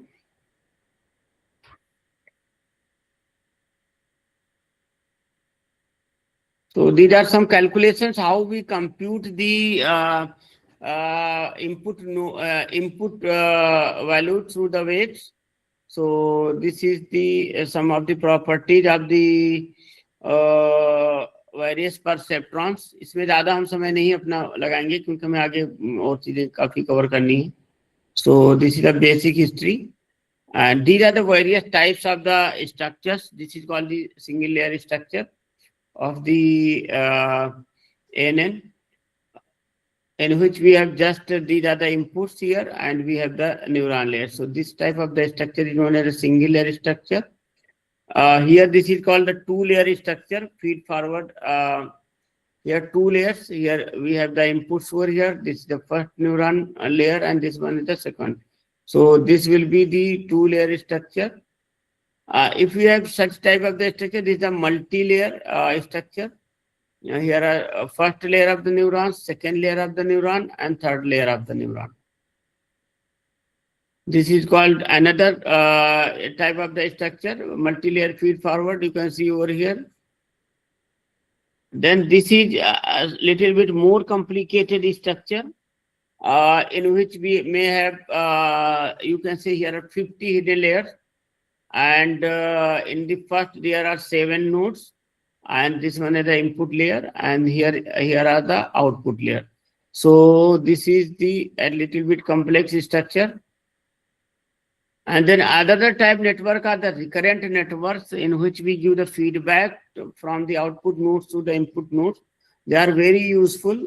Recurrent networks can have better accuracy. This is another example of the recurrent network.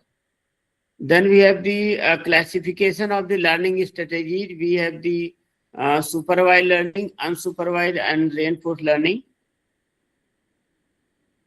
So in the supervised learning, what we have some training supervisor or some training assistant. That is called, it have the some trainer is associated with in the supervised learning. In the unsupervised learning, no teacher is required, similar to the students learning on their own.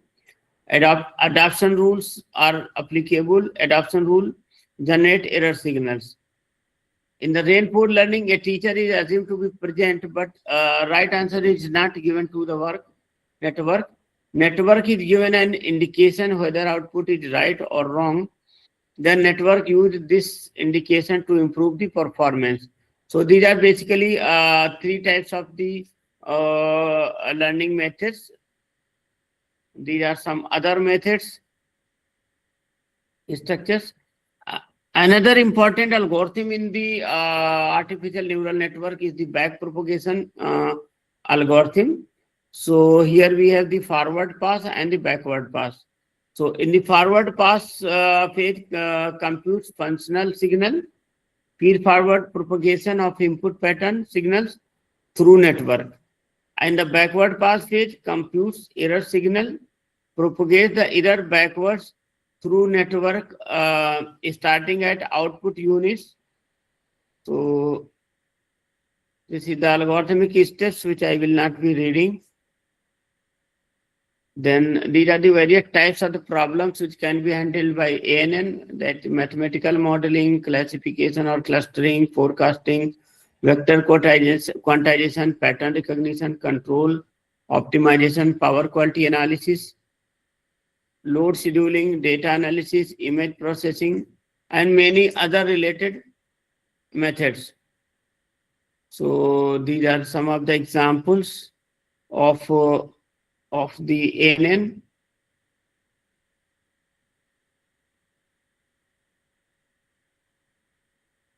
These are application areas. So there are some, there are advantages are like adapt to unknown situations, powerful. It can model complex functions, ease of use, learns by example, and very little user domain specific expertise needed. Disadvantage that a large complexity of the network structure, pre-processing required results, interpretation by higher dimensions, learning phase, supervised, non-supervised.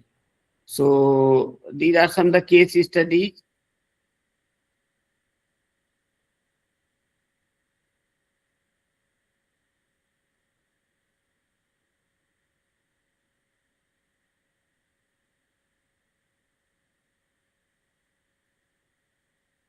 Some that is the second example is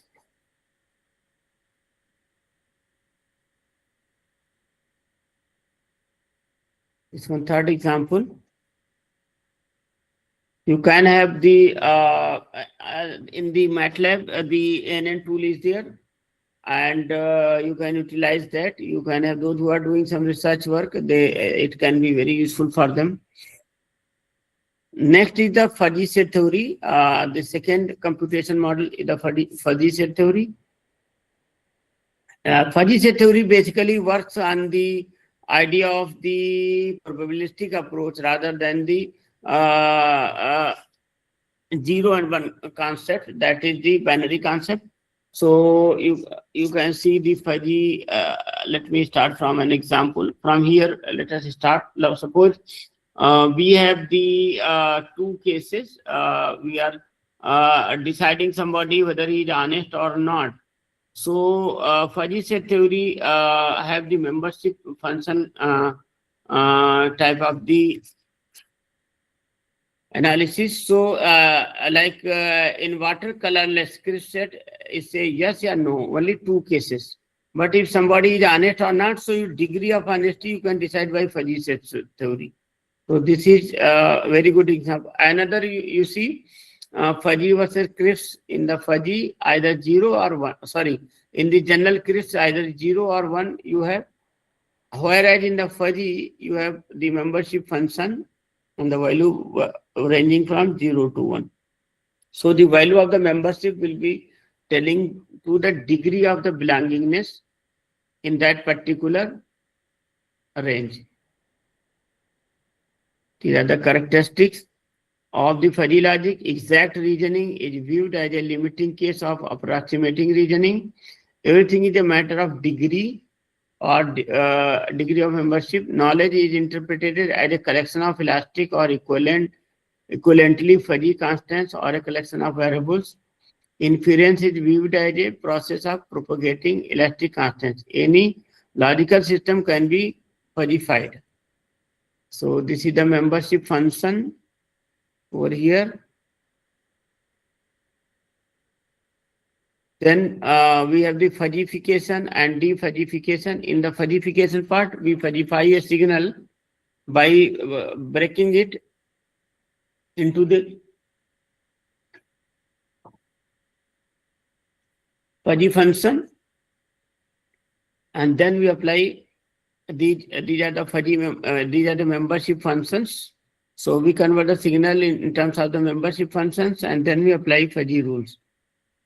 So these are the fuzzy rules over here.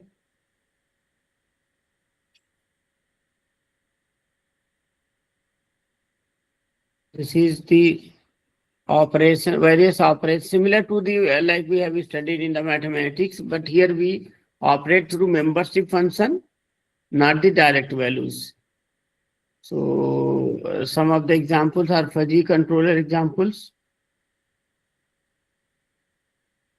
This is one of the example case study. If we talk that fuzzy logic based edge detection you can have. This is the block diagram. These are the membership functions.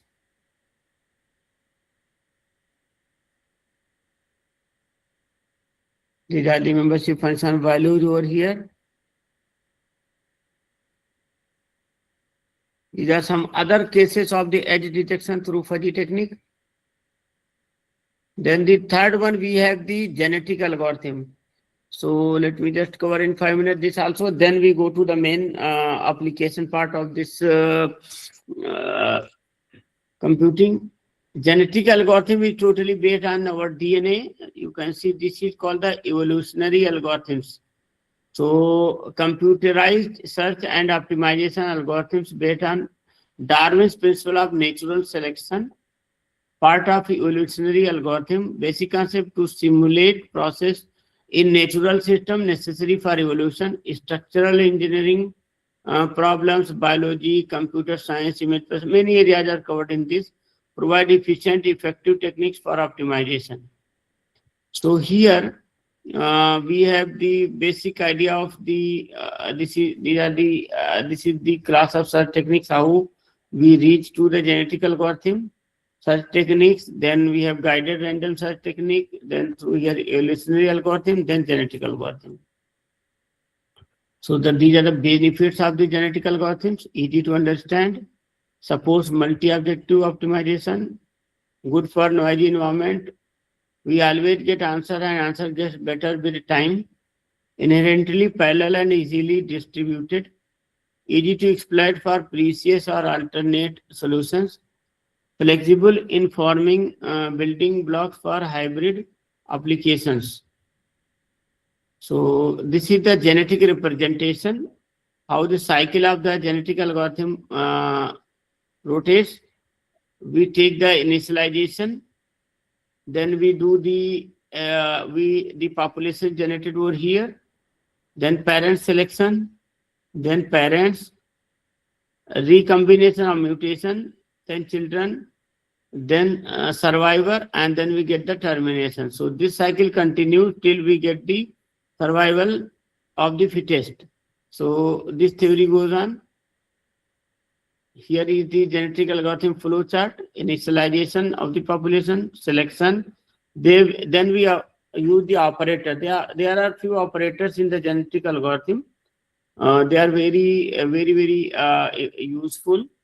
I will be discussing the operators. Then we have offspring generation, and then we select whatever is useful, and then we go back. Then when to use GA, alternate solutions are too slow or overly complicated.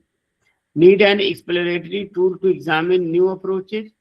Problem is similar to one that has already been successfully solved by using GA. Benefit of GA technology meet key problem requirements. So these are some advantages. Concepts are easy to understand. Genetic algorithm initially parallel, always an answer gets better. Inherently parallel, that is fast, easily distributed, less time required for some special applications. And there are some limitations also. So in genetic algorithm, we have mainly two things, that is the search space and the fitness function. So whatever you want to optimize, for that you need to have the fitness function and then apply the GA. So these are the simple algorithmic steps by the genetic. If you apply GA, that is encoding of the problem in a binary string, random generation of a population, calculate fitness of each solution, select pairs of parents string based on the fitness, generate new string with crossover and mutation until a new population has been produced. Repeat step 2 to 5 until satisfying solution is obtained. So this is the basic 5 steps are explained how a genetic algorithm is implemented. These are the operators, basic operators: inversion, dominance, deletion, translocation, segregation, speciation, migration, sharing, and mating. So those who have done some work on the genetic algorithm, they will better understanding how important are these operators. And then we have, out of these operators, we have basic operator, that is a reproduction, crossover, and mutation. So let us discuss one by one. The reproduction, it is an operator that makes more copies of better strings in a new population. It is usually the first operator applied on a population. The reproduction selects good string in a population and performs a mating pool. There are many methods for the reproduction. These are the methods: rank selection, two-dimensional selection, steady state. Then the second one is the crossover. The crossover operator is applied to the mating pool with a hope that it would create a better string. The aim of the operator is to search the parameter space. Crossover, you can see here, single point crossover, parent 1, parent 2, you can have the crossover, and you see here the change in the offspring. So such type of methodology is come under the crossover. This is a 2-point crossover here. You can see parent 1 and parent 2. Here you can see by dotted line, 2 crossovers are there. Offspring 1, you see the change in the result. Then mutation, you can see in the mutation. Mutation is the probability of mutation which is used to calculate number of bits to be muted of a mutated. The mutation operator preserves the diversity among the population, which is also very important for the search. You can see, understand the better way from the figure, that in the mutation of a bit involve flipping it, changing 0 to 1. So here the 1 is converted to 0 and 0 is converted to 1. So by doing so, there is a drastic change in the output response of a particular data. So this process is known as the mutation. Then there are some parameters of the GA, that is inversion and deletion. Some bits may be deleted and inverted. These are some benefits, and these are the applications. So you can have apply the genetic algorithm in automotive design. You can see over here. Another is the robotics, one of the most important in today's scenario. You can have the robotics. You can use GA in robotics. Optimize telecommunication routing. You can see here an example, like in telecommunication towers. So what should be the distance between the towers? What should be the location of the towers? So that can be maybe very well calculated from the GA. Then that is trip, tariff, and shipment routing. You can see all that. So these are some examples, good examples of the G algorithm. Here we have computer gaming, encryption, code breaking, computer-aided molecular design, gene expression. It is very much useful in the biotechnology and biomedical engineering, finance and investment strategy, marketing, and so this is the little introduction of the genetic algorithm. Now let us come to our main topic from where we left. So now we will be discussing the merged application of these all computational methods in the, you can say, machine learning and AI tools. So how these methods are useful in the image analysis or computer vision or in computational methods. So if you take an example of the medical image processing system, so the acquisition data here is taken, we process and visualize it. In processing, we have pre-segmentation, detection, analyzing, diagnosis. So these are the steps, and then we do feature extraction. So if you talk about the features, the various features in the image analysis, you can have circulatory area, irregularity, shape, perimeter. So these are the based shape-based features. Then feature type based on texture. So these are contrast, cluster, shade, sun.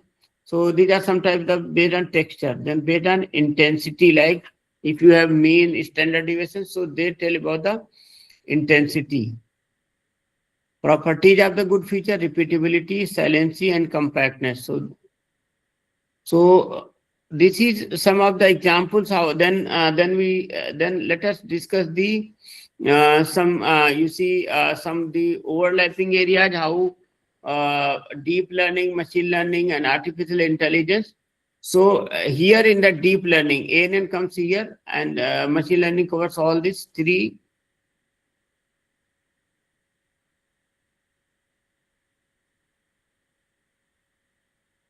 So now in the computational part, as we discussed in the artificial neural network, that supervised and unsupervised learnings are mostly used while we talk of machine learning based computations.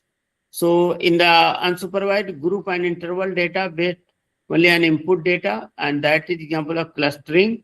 And in the supervised learning based, develop predictive model based on both input and output data, that is classification and regression. So then these are the some how do you decide which machine learning algorithm to use. So these are some of the cases, machine learning, supervised learning cases. If you want classification, you have support vector machine, discriminant analysis, naive Bayes, and nearest neighbor. So these are the classic under classic regression. For that, linear regression, SVR, ensemble method, decision trees, and neural networks. Then we have clustering. In the clustering, we have these k-means. These are some examples. Then I will not discussing much about the type of machine learning. You people already know. So one example, you supervise and supervise. You can see in the supervise, know about the data, here known data, and you can with the help of the, then you can classify it. Whereas in the unsupervised learning, the data is totally mixed, it is not known. So this is the basic difference. Now why the machine learning is important? So you can see here some of the rapid evolution in machine learning has got a subsequent rise in the use case demands, like some most common machine learning approaches: regression, decision tree, support vector, association learning rules, ANN, inductive logic, and this. So now let us, another case of the machine advancement is the deep learning. I would like to discuss quickly the some of the cases of the case studies using the computational methods. So let us say first compare the three factors of the various machine learning and deep learning. Deep learning is totally ANN based, whereas the machine learning is based on the supervised methods. Data requirement here in the deep learning requires larger data. Machine learning can train on lesser data. Accuracy provides high accuracy. Here gives lesser accuracy. Training takes longer time. It takes less time. Then we have hardware dependency over here. Trains on CPU can be turned into various different ways, limited tuning capability. So these are some differences between the deep learning and the machine learning. These are the various problems which can be taken. It is already discussed here. Now case study, quickly, case study one. This is some of the case study, the latest detection and classification of chronic pulmonary disorder through CSR using deep learning approach. So this is the methodology over here. How we apply the raw image data, we extract the ROI, then data set division, normal and infected. We apply here CNN model 1 and here CNN model 2, and then we can classify it. These are some results based on that.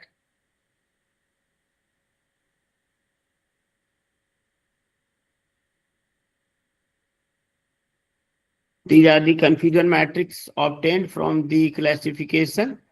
So here we achieve the good accuracy, and these are the region ROC plots. This is data. So here you can see that the accuracy is obtained here. अभी थोड़ा time लगेगा. अभी थोड़ा 10 लगेगा, 10 minutes. So here, here these are the ROC plots of that case study. So our proposed results got a good accuracy as compared to all methods. Then we have second case study, that is classifying of brain tumor using deep learning. So these are some brain tumor images. These are the proposed algorithm of the proposed structure of the deep learning system. So here are brain MR image dataset, loading image, extraction of images, pre-processing, data division and acquisition, training, test and validation, deep training, network, this benign and malignant. This way, these are the image processing. These are transfer learning and feature extraction steps over here. These are the various nets, AlexNet, GoogleNet, ResNet, SquareNet, and then the results based on that. So here the accuracy in our proposed methods, you can see over here, in all the cases, we have achieved accuracy up to 98.56% in this case, here 97.13. Here are the ROC plots, and then the confusion matrix. So overall accuracy obtained through our method is 99.04%. Here you can see this is 94. This is our published work available on the IEEE Access. You can refer if you want. And similarly, other case studies are there for the same. This is one of case history about the COVID.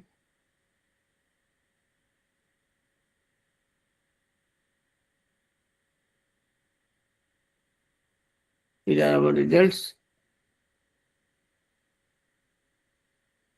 This is NN architecture.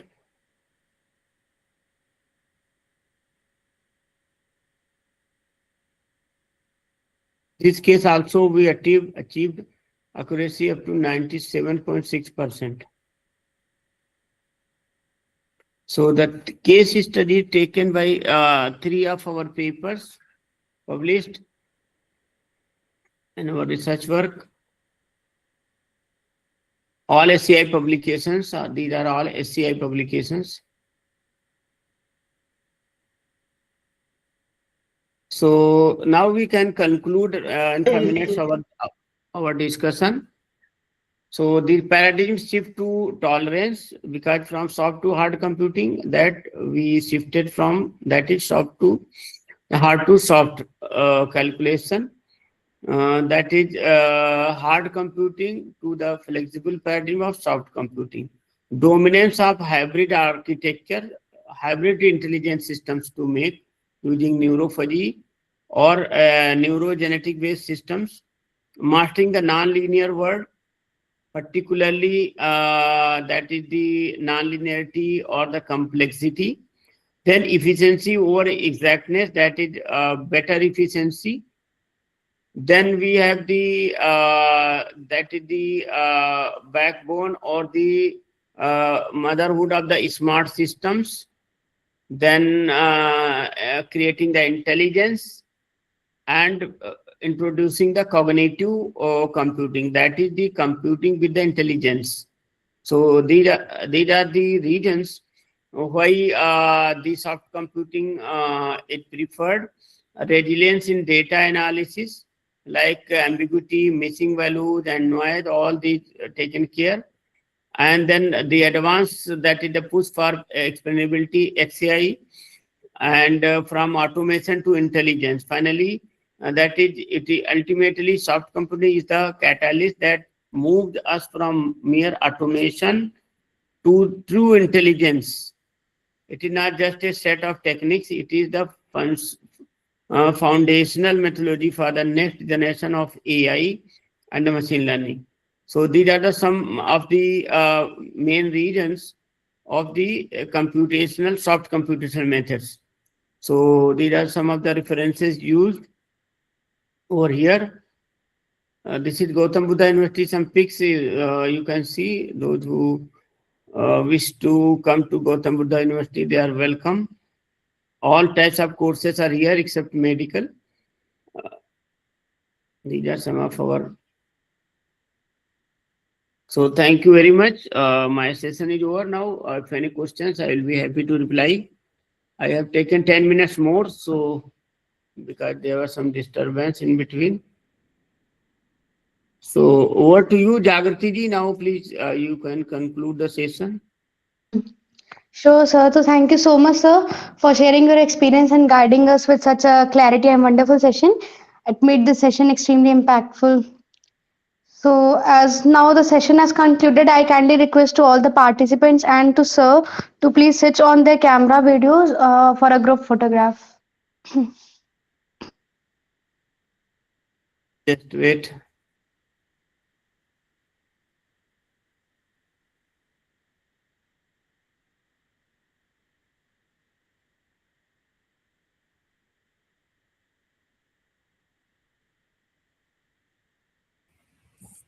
Excuse me, sir. Yes, please. Sir, can you stop presenting? Yeah, that I'm doing. Just hold.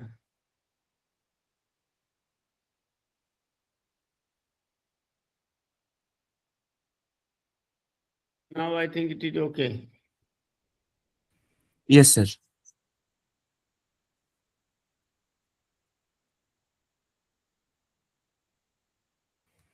Done. Okay, Thank sir. you So very thank much. you so much.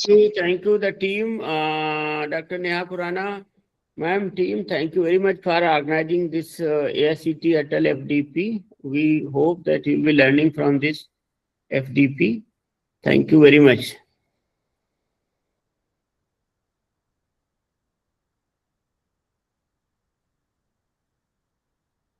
So thank you, sir. And I request to all the participants to please fill the feedback form.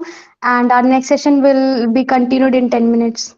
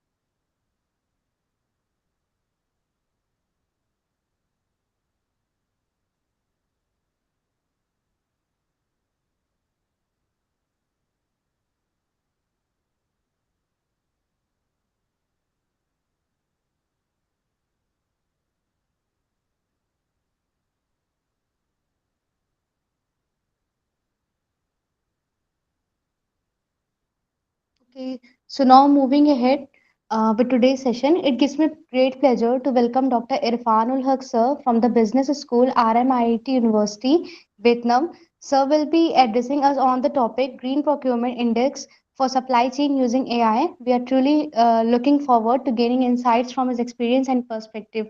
So I invite sir to please take over the session. Hi, thank you very much. Can you hear me? Can you confirm? Yes, sir. Uh, Just give me a second. Um, First of all, I would like to apologize because Saturday is actually a working day at RMIT, but it's for restricted hours. So we have to comply with the policy, and we have to fill certain forms if we are staying after 5 p.m. here. Since 6:30, so security, we particularly have to inform them due to the security reasons and compliance. So that's why it took a bit of time for me actually to go to the reception area and then had to inform that I will be staying for a bit longer. Um, so let me upload my slides first. Do I have to, because I have to share the screen, or is there, I don't see the option for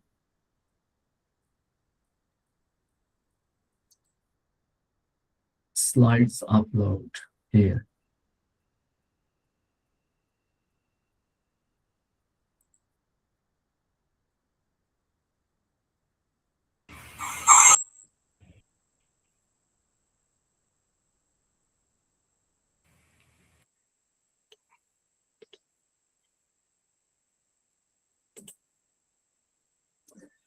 Since we use Microsoft Teams, so I'm less familiar with Sir, there will be an option for share screen near the okay. video option.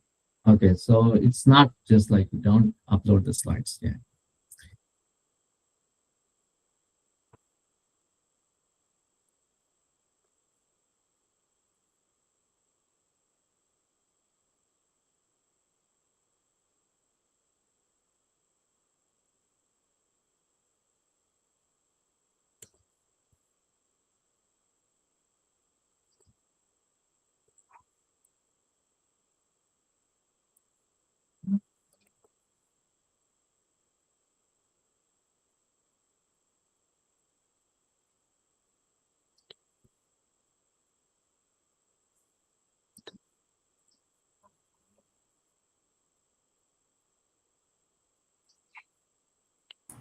Dr. Irfan, there'll be arrow to share. If you look to the bottom Hey, part, it's okay, but I have to because I have to run the presentation and then have to share the screen. So there are multiple screens actually open. So that's why I just give me a second.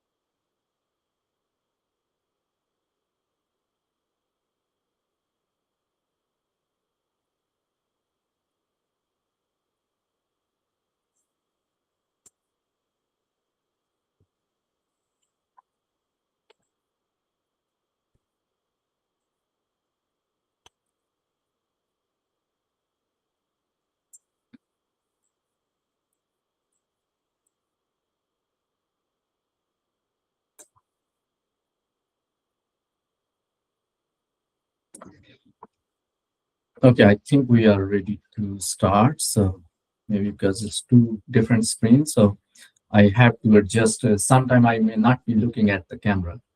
So again, thank you very much for inviting me to this session today.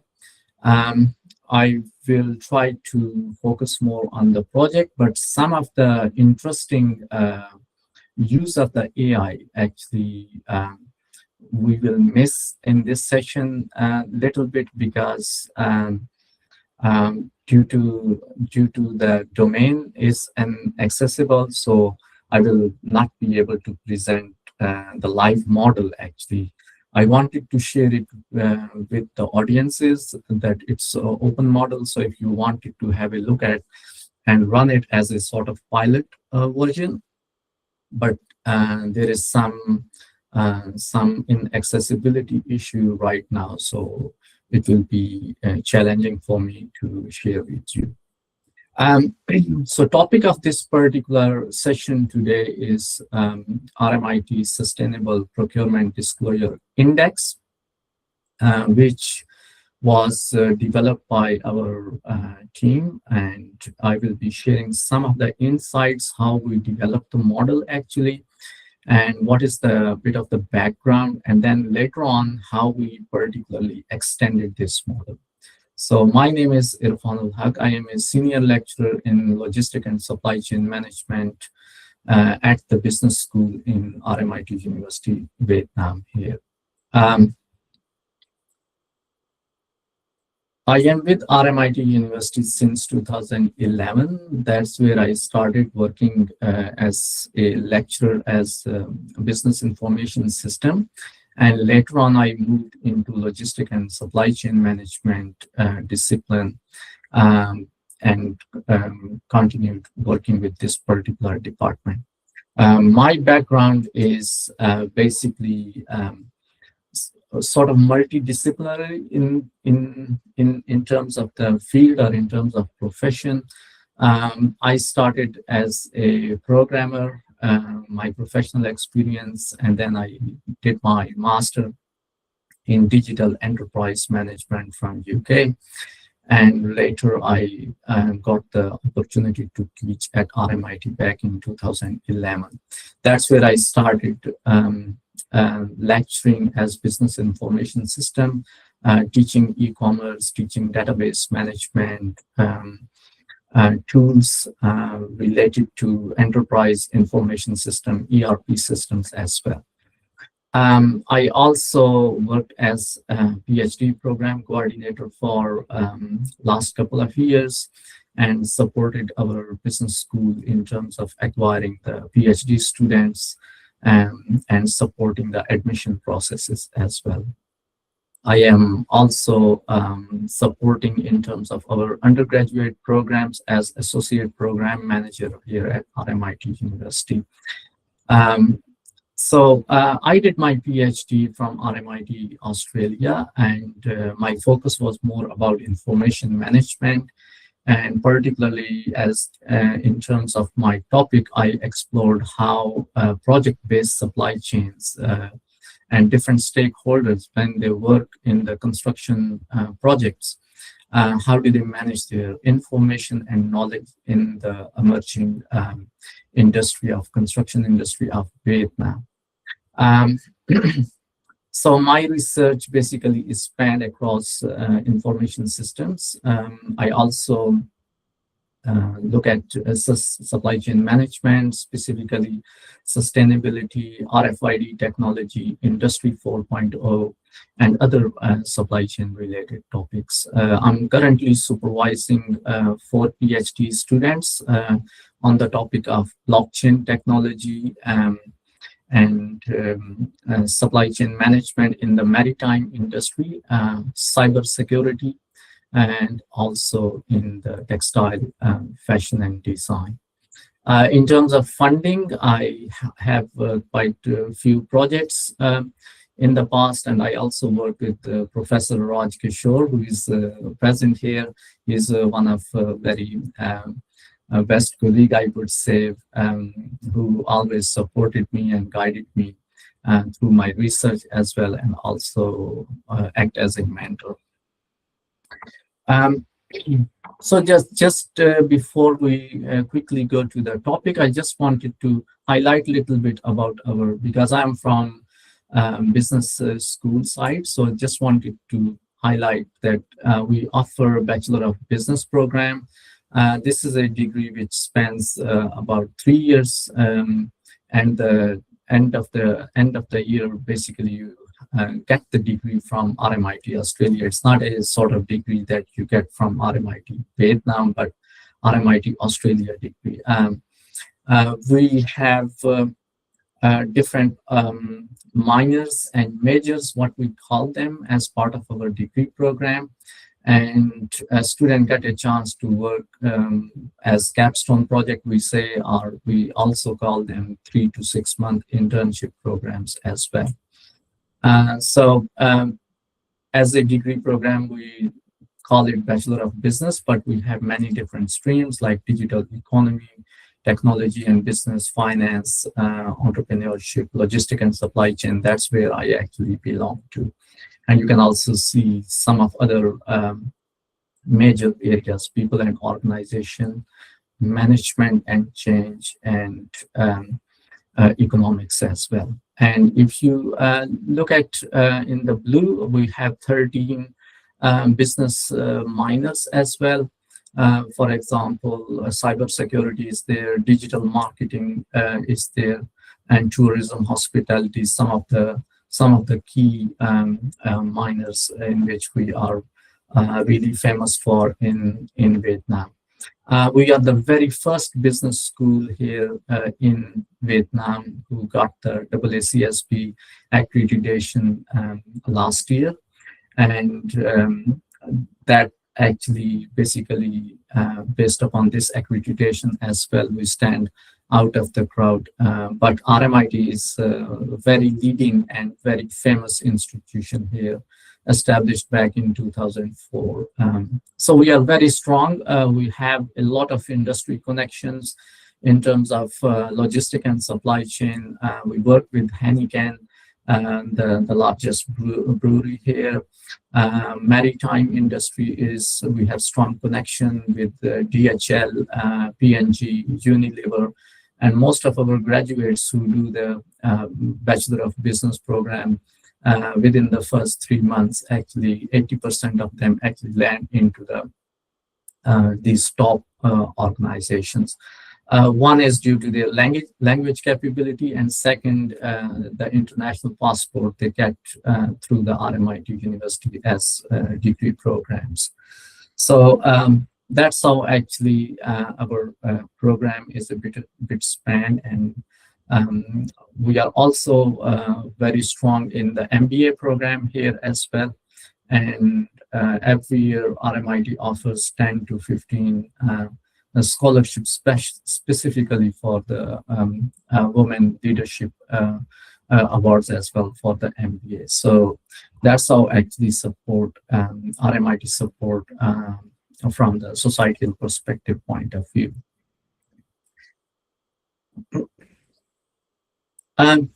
Quickly looking at logistic and supply chain, we have courses, transportation, freight logistic, warehousing management.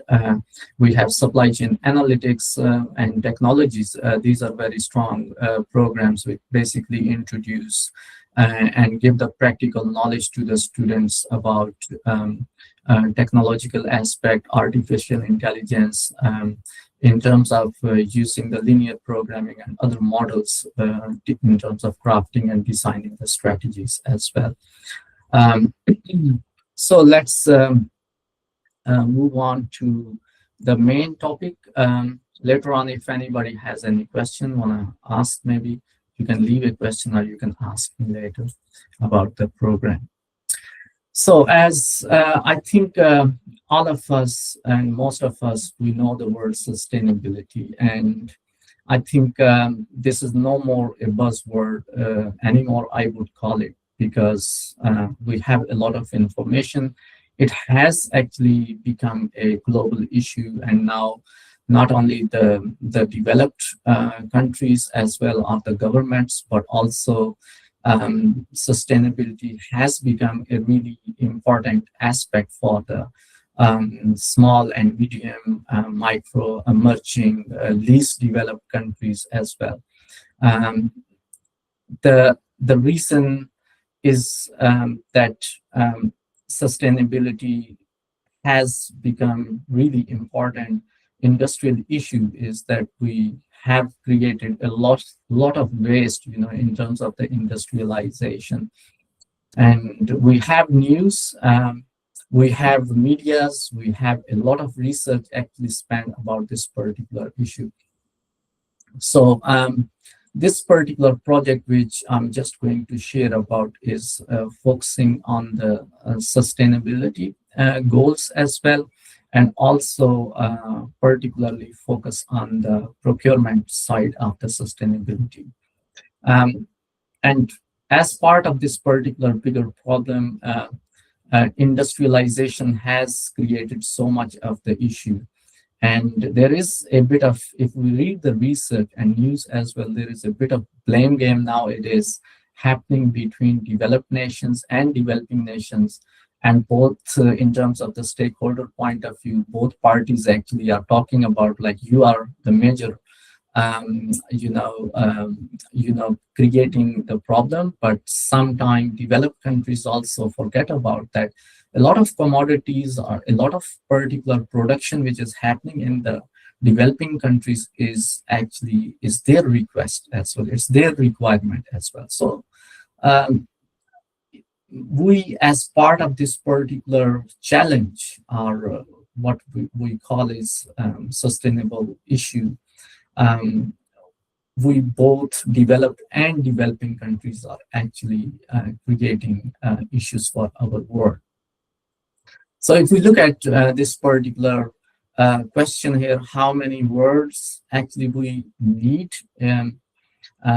basically in terms of the resource use and problems creation in terms of the not proper use of the resources is basically we are messing up a lot. So if we compare the whole Earth resources right now, the research shows from is that we are living 1.7 Earth's equivalent in terms of the resources. So whatever we have, basically the resources are depleting very quickly, and we are consuming and we are using the resources very quickly in terms of production, in terms of preparing the goods as well, for facilitating the needs of our consumers nowadays.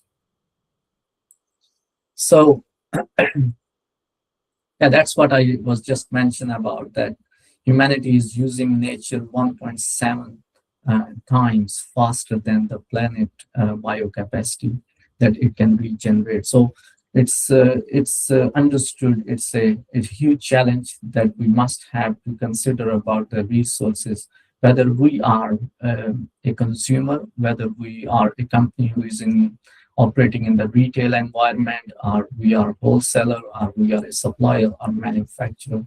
All of us, we are part of the problem, and we must have to consider that how to manage this planet effectively in terms of the resource use or regeneration. So sustainability and sustainable goals are actually very much tied to each other. But what our focus in this particular project was about responsible consumption and production. Companies a lot of time actually talk about the practices. However, the big challenge is that the reporting process is not clearly managed properly by the companies. There are not even the systems available in the organization, particularly when we look at the emerging economies or the least developed countries. if we talk about Vietnam or if we talk about countries like Cambodia. I'm not much sure about India, but I'm sure that India has much more surpassed in terms of managing, because you guys have technology and you guys have resources, and it's one of the country who is supporting in terms of production and development of the economies as well.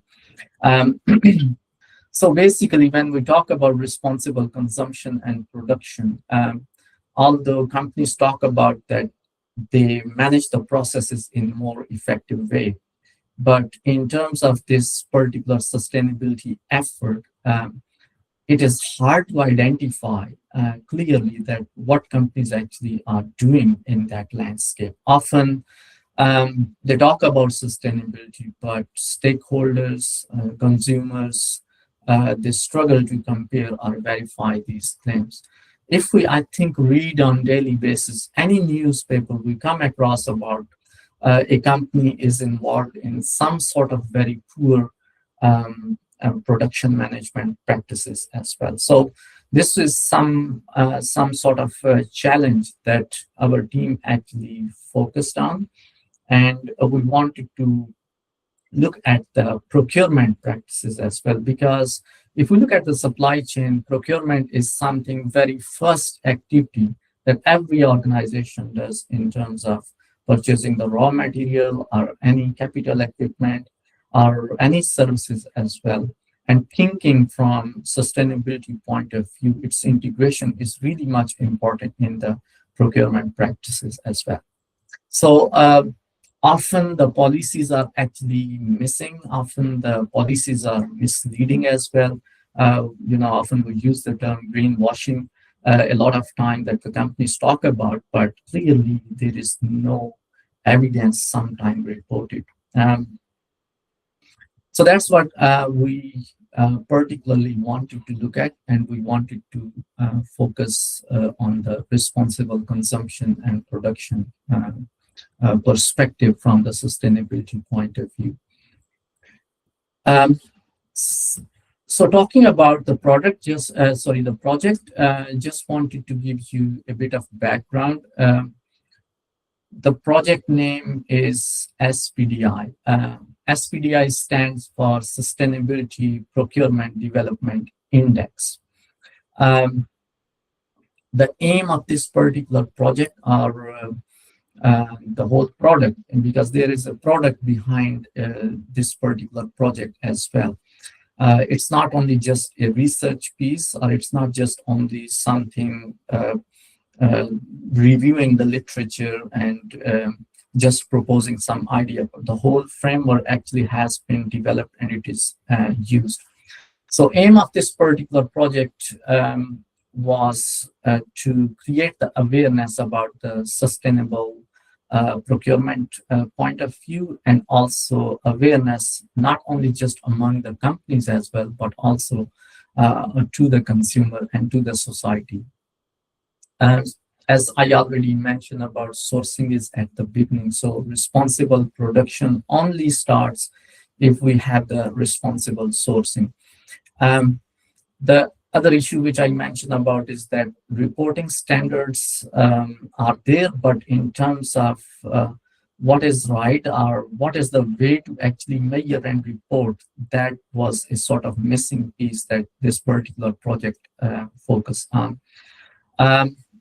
SPDI index basically also sort of a tool which helps the consumers and also the different stakeholders in terms of monitoring the transparency, understanding about where the company in terms of their rating of their efforts to achieve the sustainable goals they are standing, and how further actually different policies or different tactical measures they can do to improve their sustainable efforts as well. It is also, as I said, this index is acting as a rating tool, and later on I will show you some pieces of evidence that how we look at the Vietnamese stock indexed companies, and we particularly use their sustainability and annual reports as well to identify their sustainability efforts as well. Monitoring tool helps the Vietnamese to make the better informed purchasing decisions or investment decisions. A driving tool that motivates the businesses to engage in a sustainable and ethical procurement point of view. And it's a catalyst for the progress as well. As without sustainability, I think if we look at the European markets, if we look at the other international markets as well, everywhere there is awareness about safety, sustainability, and working as a business in the society. I think without sustainable policies or sustainable efforts, no businesses can actually live it without its implementation. So SPDI project actually is part of the Strategic Innovation Challenge, which was an effort by RMIT Vietnam a few years ago. The initiative was basically creating a funding support of $250 million. That is a strategic investment fund, was announced in 2023. And as part of this particular funding, we got the approval of $50,000 as a team to extend this particular project from Australia to Vietnam. So I just want to mention about it that SPDI was already implemented in Australian context, and we wanted to particularly see and implement this particular project in the context of the emerging economy of Vietnam. So this is our team, and you can see we have a couple of staff members who are Indian origin as well. Professor Prem Chetri is very well known in Australia. And we also have Dr. Ashwini. She's also one of our colleagues. All these staff members, they are working in RMIT Australia and RMIT Vietnam. So this was the team we created back in 2024. And we got a small fund of $50,000 to extend this particular SPDI framework. If anybody is interested to read into how the model was actually developed, how the index was actually created, this particular model framework, its methodology, and its application in the Australian context is already published in Journal of Cleaner Production.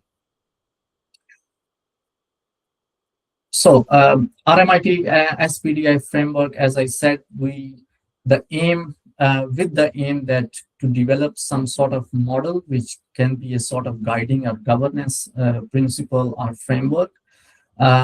We looked at the ESG, we look at the GRI, and we look at United Nations, some of the definition protocols, and there was research done into looking into the three aspects of the sustainability. First, to develop the framework. And then the second aspect, as I said, that this model was already, the SPDI model was already implemented in Australia, where the data was already collected from the 5 different industries. And I think more than 120 companies from different sectors in Australia, and the model basically was applied through looking into the secondary documents, and also, so the details of the framework, how it was actually applied first time in Australia back in 2022 and 2023, and how the model actually looks like, and the rating and the whole measurements are already available through this particular paper, which I just have shown you. So you can find the links in this particular paper, and which particular takes you to the website of RMIT SPDI framework. and you can scroll down, you can look at the different companies, their evaluations, some guiding principles, what companies actually should do. So in terms of our own effort towards the Vietnam market, particularly, we also wanted to develop an automated platform. And I will tell you later in a few minutes that why we wanted to do that. For quick screenings of the sustainability initiative. And finally, we also wanted to improve the sustainability capability and awareness among the SMEs and micro enterprises. So these were some of the objectives. So how SPDI framework or the index was actually designed. So in terms of research and developing the framework, we look at the sustainability, economic, environmental, and social sustainability point of view, the definitions, and then looking at the United Nations level 1 and level 2 procurement indicators. Then we also look at the corporate governance literature as well. We looked at the MSCI and ESG rating framework. Based upon the whole research, the team came up with 33 indicators, which were sort of an integrated index by combining the MCSI and GRI, United Nations level 1, level 2 indicators as well, which were later implemented in ASX 200 companies. So, and then that's how the model was actually verified in different domains, economic, environmental, and social point of view. As I was just talking about the GRI indicators, which were actually used. So in terms of corporate governance, we picked structure, audits, internal controls, stakeholder engagement. In economic sustainability, we look at the sustainable resource use, local communities and SMEs, promoting sustainability through the supply chains. In social, sustainable resource use was also, and human rights and labor issues. And under environmental, we have 9 indicators which was talking about prevention and pollution and climate change and mitigation, adaptation as well, 6 from that.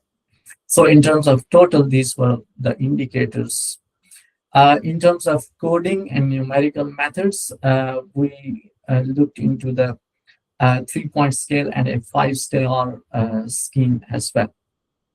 So basically, if a company did not, the reporting data did not indicate any GRI indicator out of all 32 indicators, then it means this this company is basically not sort of participating or not doing any effort in terms of the sustainability point of view. 1 mean less than 50%, that is something about 16 or 17 indicators. That's what we are talking about. And if they are more than 50% of the indicators reported, those particular, the rating will be 2. Based upon this level of rating, we give the stars, or we give the transparency level, which you can see in the tables. As time is limited, so I will just cruise through. But why we look at the GRI indicators basically help us to look at the in-depth level of 3 different domains to see that how extensive a company is putting the effort and in what particular area, whether social side or environmental side, their efforts are going more toward that particular dimension. That particular understanding and the measurement gave us, the team, a bit of reflection that whether the company is putting more effort in one dimension or whether there is a lack of balance or a bit of balance between balancing act as well.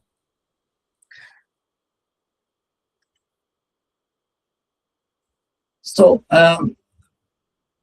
first, as I said, that the framework was developed, and later on, when we wanted to apply this framework for the Vietnamese stock exchange listed companies, we identified documents that were roughly sometime a company document was spanning around 17 to 30 pages, some 50 pages as well.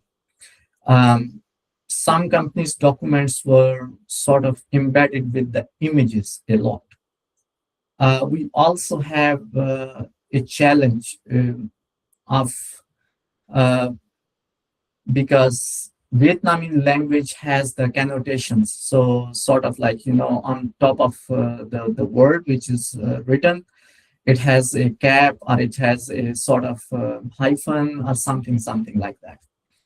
So it was also a huge challenge for us to look at, because some document did not mention those hyphens as well, and some documents mention about those particular connotations.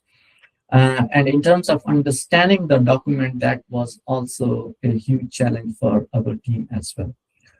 When we started this project, we have two research assistants who actually, when we identified that the documents are not simply written, and the big challenge is because sometimes we cannot get the data very quickly. So there was a lot of reading and manual encoding was actually involved. So although we did that particular effort with the help of our research assistants, about 8 months to go through, and for that purpose, first we applied a tool which is in the qualitative research we use is known as NVivo.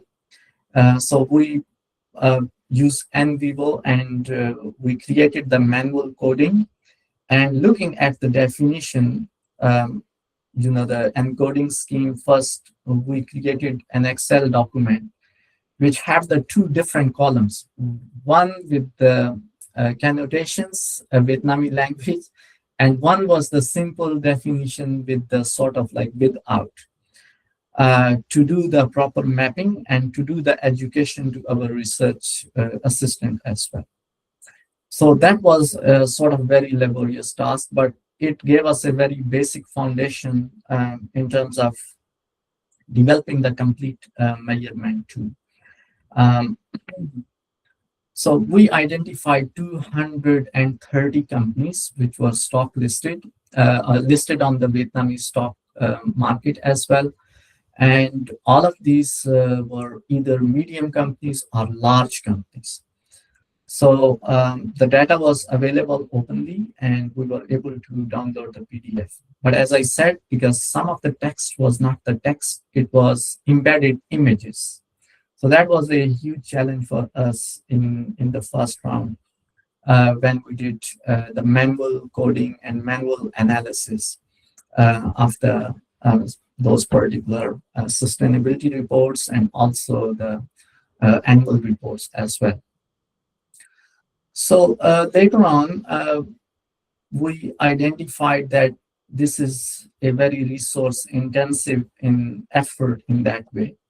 And once the contract was over of the research assistant, they basically, we did not want to spend money. So we wanted to think more very innovative way to develop a process-based approach, which could be further used for the second and the third objective of the project.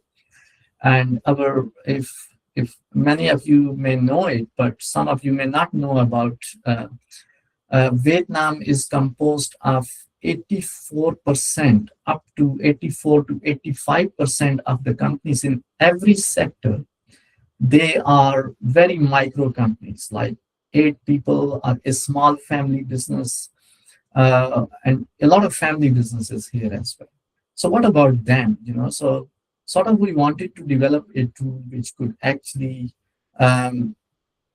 be available not just for the large companies, because resource, point of view, companies, large companies have the resources, and micro companies even can't think about a lot of time, and especially about after COVID, businesses actually shut down a lot, and many small businesses could not actually come back to operations. So keeping that particular objective in mind, we recently moved to the AI model, and we looked at like what are the different options available in terms of using an AI-based approach, which could be sort of very simple, easy to use, and we can plug the different type of data into that.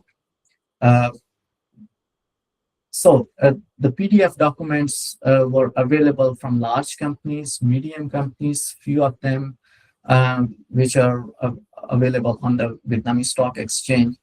And to do the model application, we looked at the NA10, which is very famous, and we reviewed this particular model. We contracted with a third party, which is a small company actually, that the company already worked with me. Last year, we have RFID technology project. So I knew them in terms of their competence and in terms of, so they agreed to develop the model as well. So we chose NA10 to develop the end-to-end workflow. For text reading and classification, we use ChatGPT 4.0. That sort of mini model actually is, when we did the pilot testing, it was okay in terms of reading and classification. However, as I said, that a lot of data was in some reports were images, and some of them was very blurry and poor. So we looked at the Mistral, AI model. That was really sort of an approach. So wherever, in terms of programming, we use these two particular models to classify, to map whatever our definitions, the pool of the definitions we have for each 32 different scales, and to get those particular map and match those particular categories as well. In terms of database, we picked, Postgre. That was sort of more scalable. So this particular AI approach we started with, and then first in terms of testing, we looked at how the data which is already available in the PDF formats could be actually classified or mapped, and then how actually it works, comparing to our human-based approach, which we did already for about 100 companies in the stock. So in parallel, actually, we were developing the model, and at the same time, we were also doing actually using the team resources and research assistant who are actually manually using the en vivo model as well, reading and encoding approaches. So this is some output. As I said, I apologized in the start that I was trying to ask the company to give me the developed model, but due to some limitation from the policy side of RMIT, I can't really disclose the model. The whatever is in the process of implementation. And that part of the contract. So the company said, we can give you the snapshot, but then it's going to take a bit of time for us. And so they did not give me actually sort of. So we looked at the 219 companies. We have 15 different industries, construction, energy, machinery, electrical, food, beverages, and many more. We look at the domains of economic governance, environmental, but we also extended this model in terms of digitalization and innovation capability as well. And particularly we wanted to do because compared to Australia, we are in emerging countries. So wanted to see like how the companies actually in terms of innovative they are in terms of production processes or in terms of use of certain technologies to capture different artifacts um, related to the data from their production or supply chain procedures as well. So we added these two additional indicators from the research and extended our model further for the Vietnamese sector as well.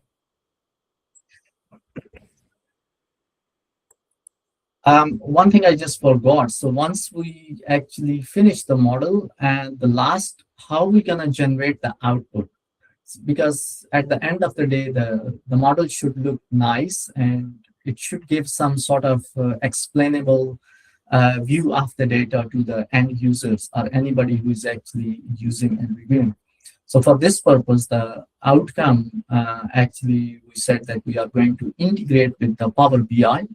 And the reason to choose the Power BI was because RMIT, we are partnered with Microsoft. So Power BI is sort of a free tool in terms of integration of the visualization of the outcomes. So that was sort of a bit more cost-effective approach and easy to implement for us as well.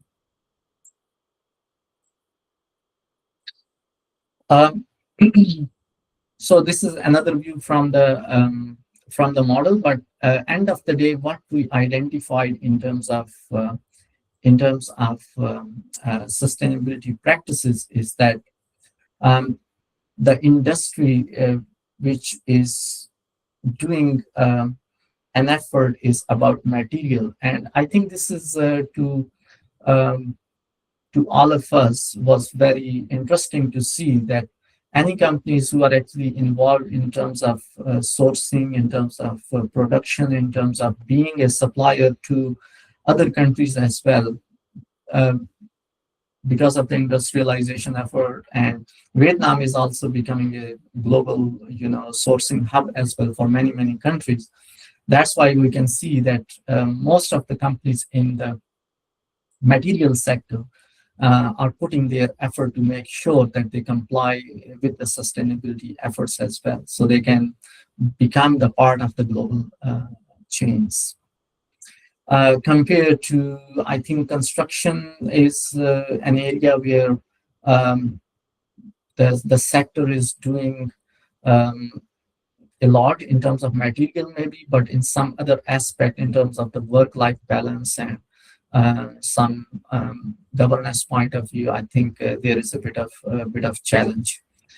Food sector recent years, I think a lot of government legislations as well, and also policy introduction.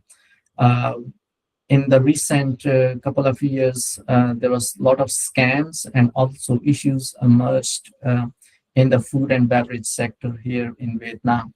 So I think government is really much, because tourism is expanding a lot, and government is also trying to push this particular sector in terms of food safety and bringing the new standards to educate the medium and small hotel chains and whoever is actually part of this industry.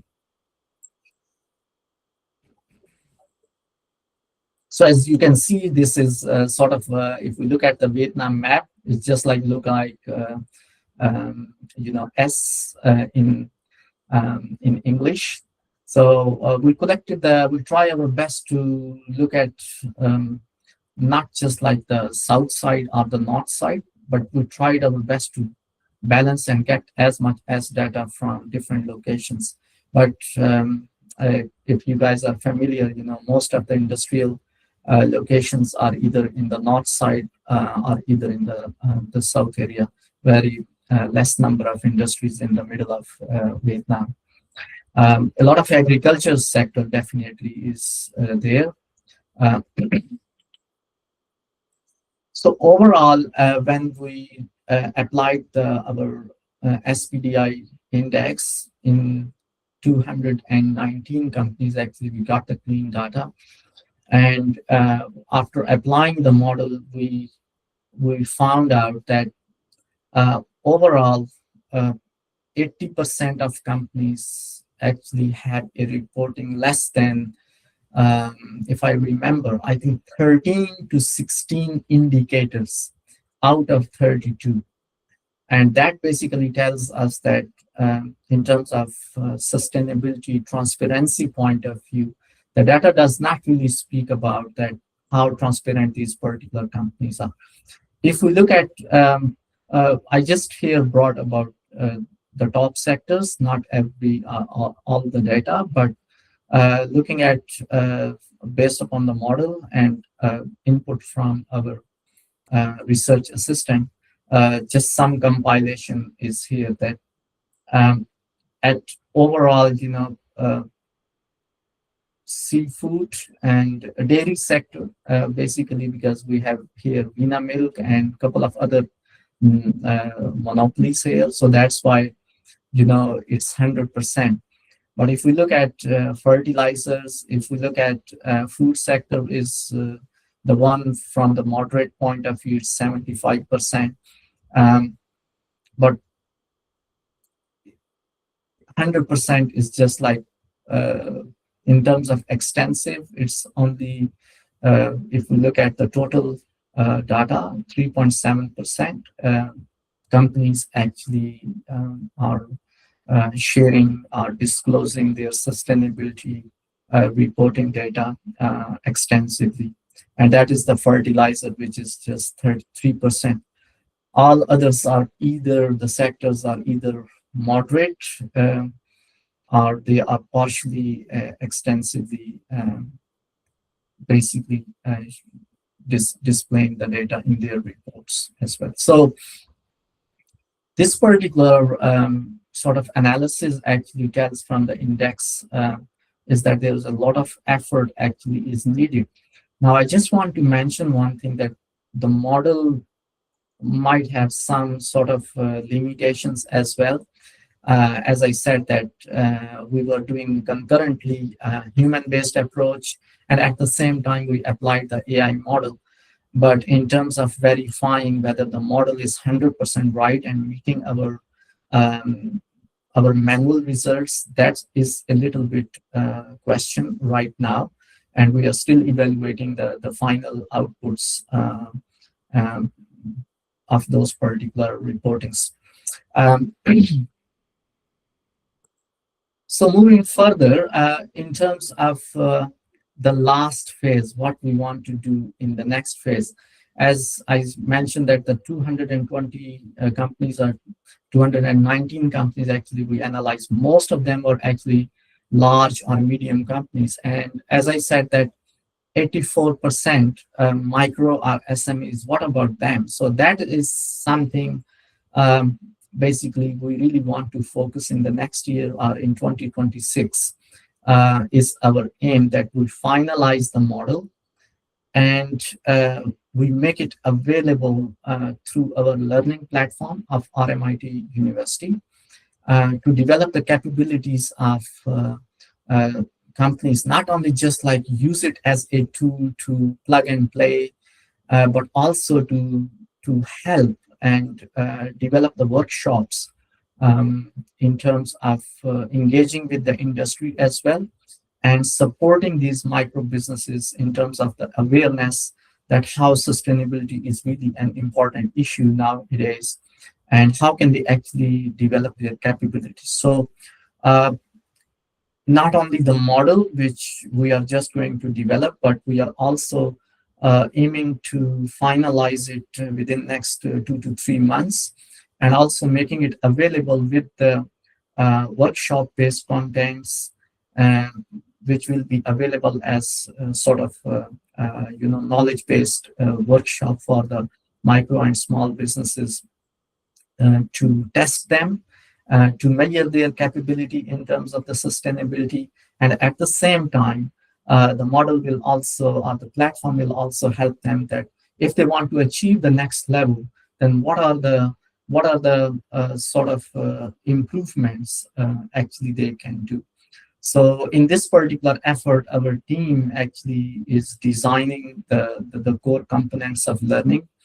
They will be available based upon expert guidance as well, involvement from the academics as well, and will create the simple and easy and micro sort of learning based credential, which can not only just give the piece of the knowledge to these companies as well, but they can also achieve something from the RMIT in terms of some micro credentials in the future.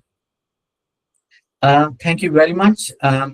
As I said, I was unable to share more on from the model side as well due to some limitation. Else, I would have shown you that how model actually extracted the data, how actually it mapped all the definition and construct of 32 different indicators, and then how basically it builds a complete report through ChatGPT generated, and looking at the the pool of the knowledge vast data it has. So it does a great work. It generates a complete the guidance for the companies, that what level they are, and if they want to achieve the next level, what are the efforts and what are the sort of the guiding principle and policies actually the managers can adapt in their organization to take to the next level.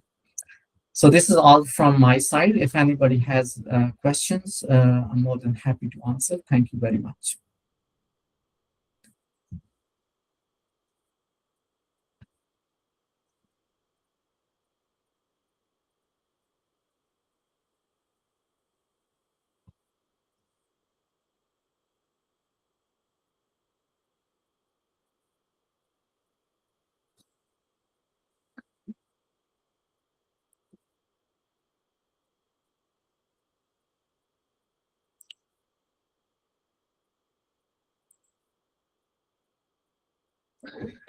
Thank you, everyone.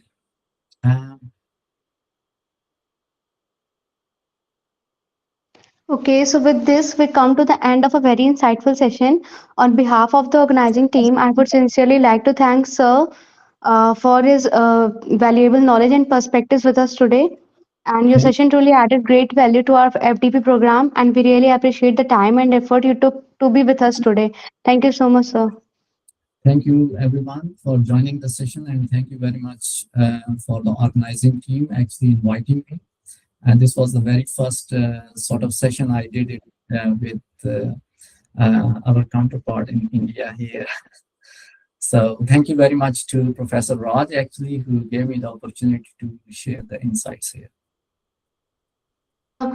Sir, as the session concluded, I have a request that all the participants also to please switch on their video cameras on for a group photograph.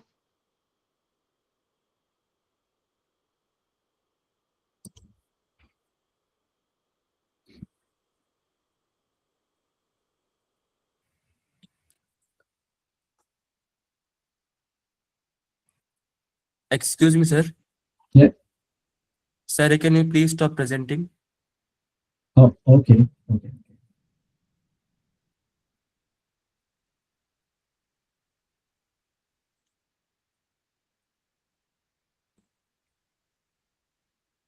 Should I stop sharing the screen as well?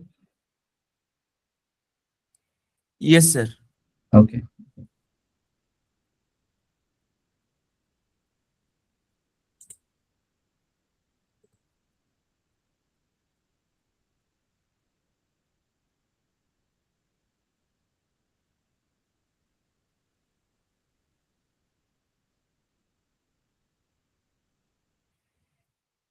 Done. Okay, thank you to everyone. And now this is to inform you that the feedback form is shared with you on this group. And now you will shortly receive a test on the group, and we request you to fill it out as soon as possible, as the link will be open only for next 1 to 2 hours. And after completing the test, kindly rejoin us at 7:30 p.m. for the validator function. Thank you for all your cooperation.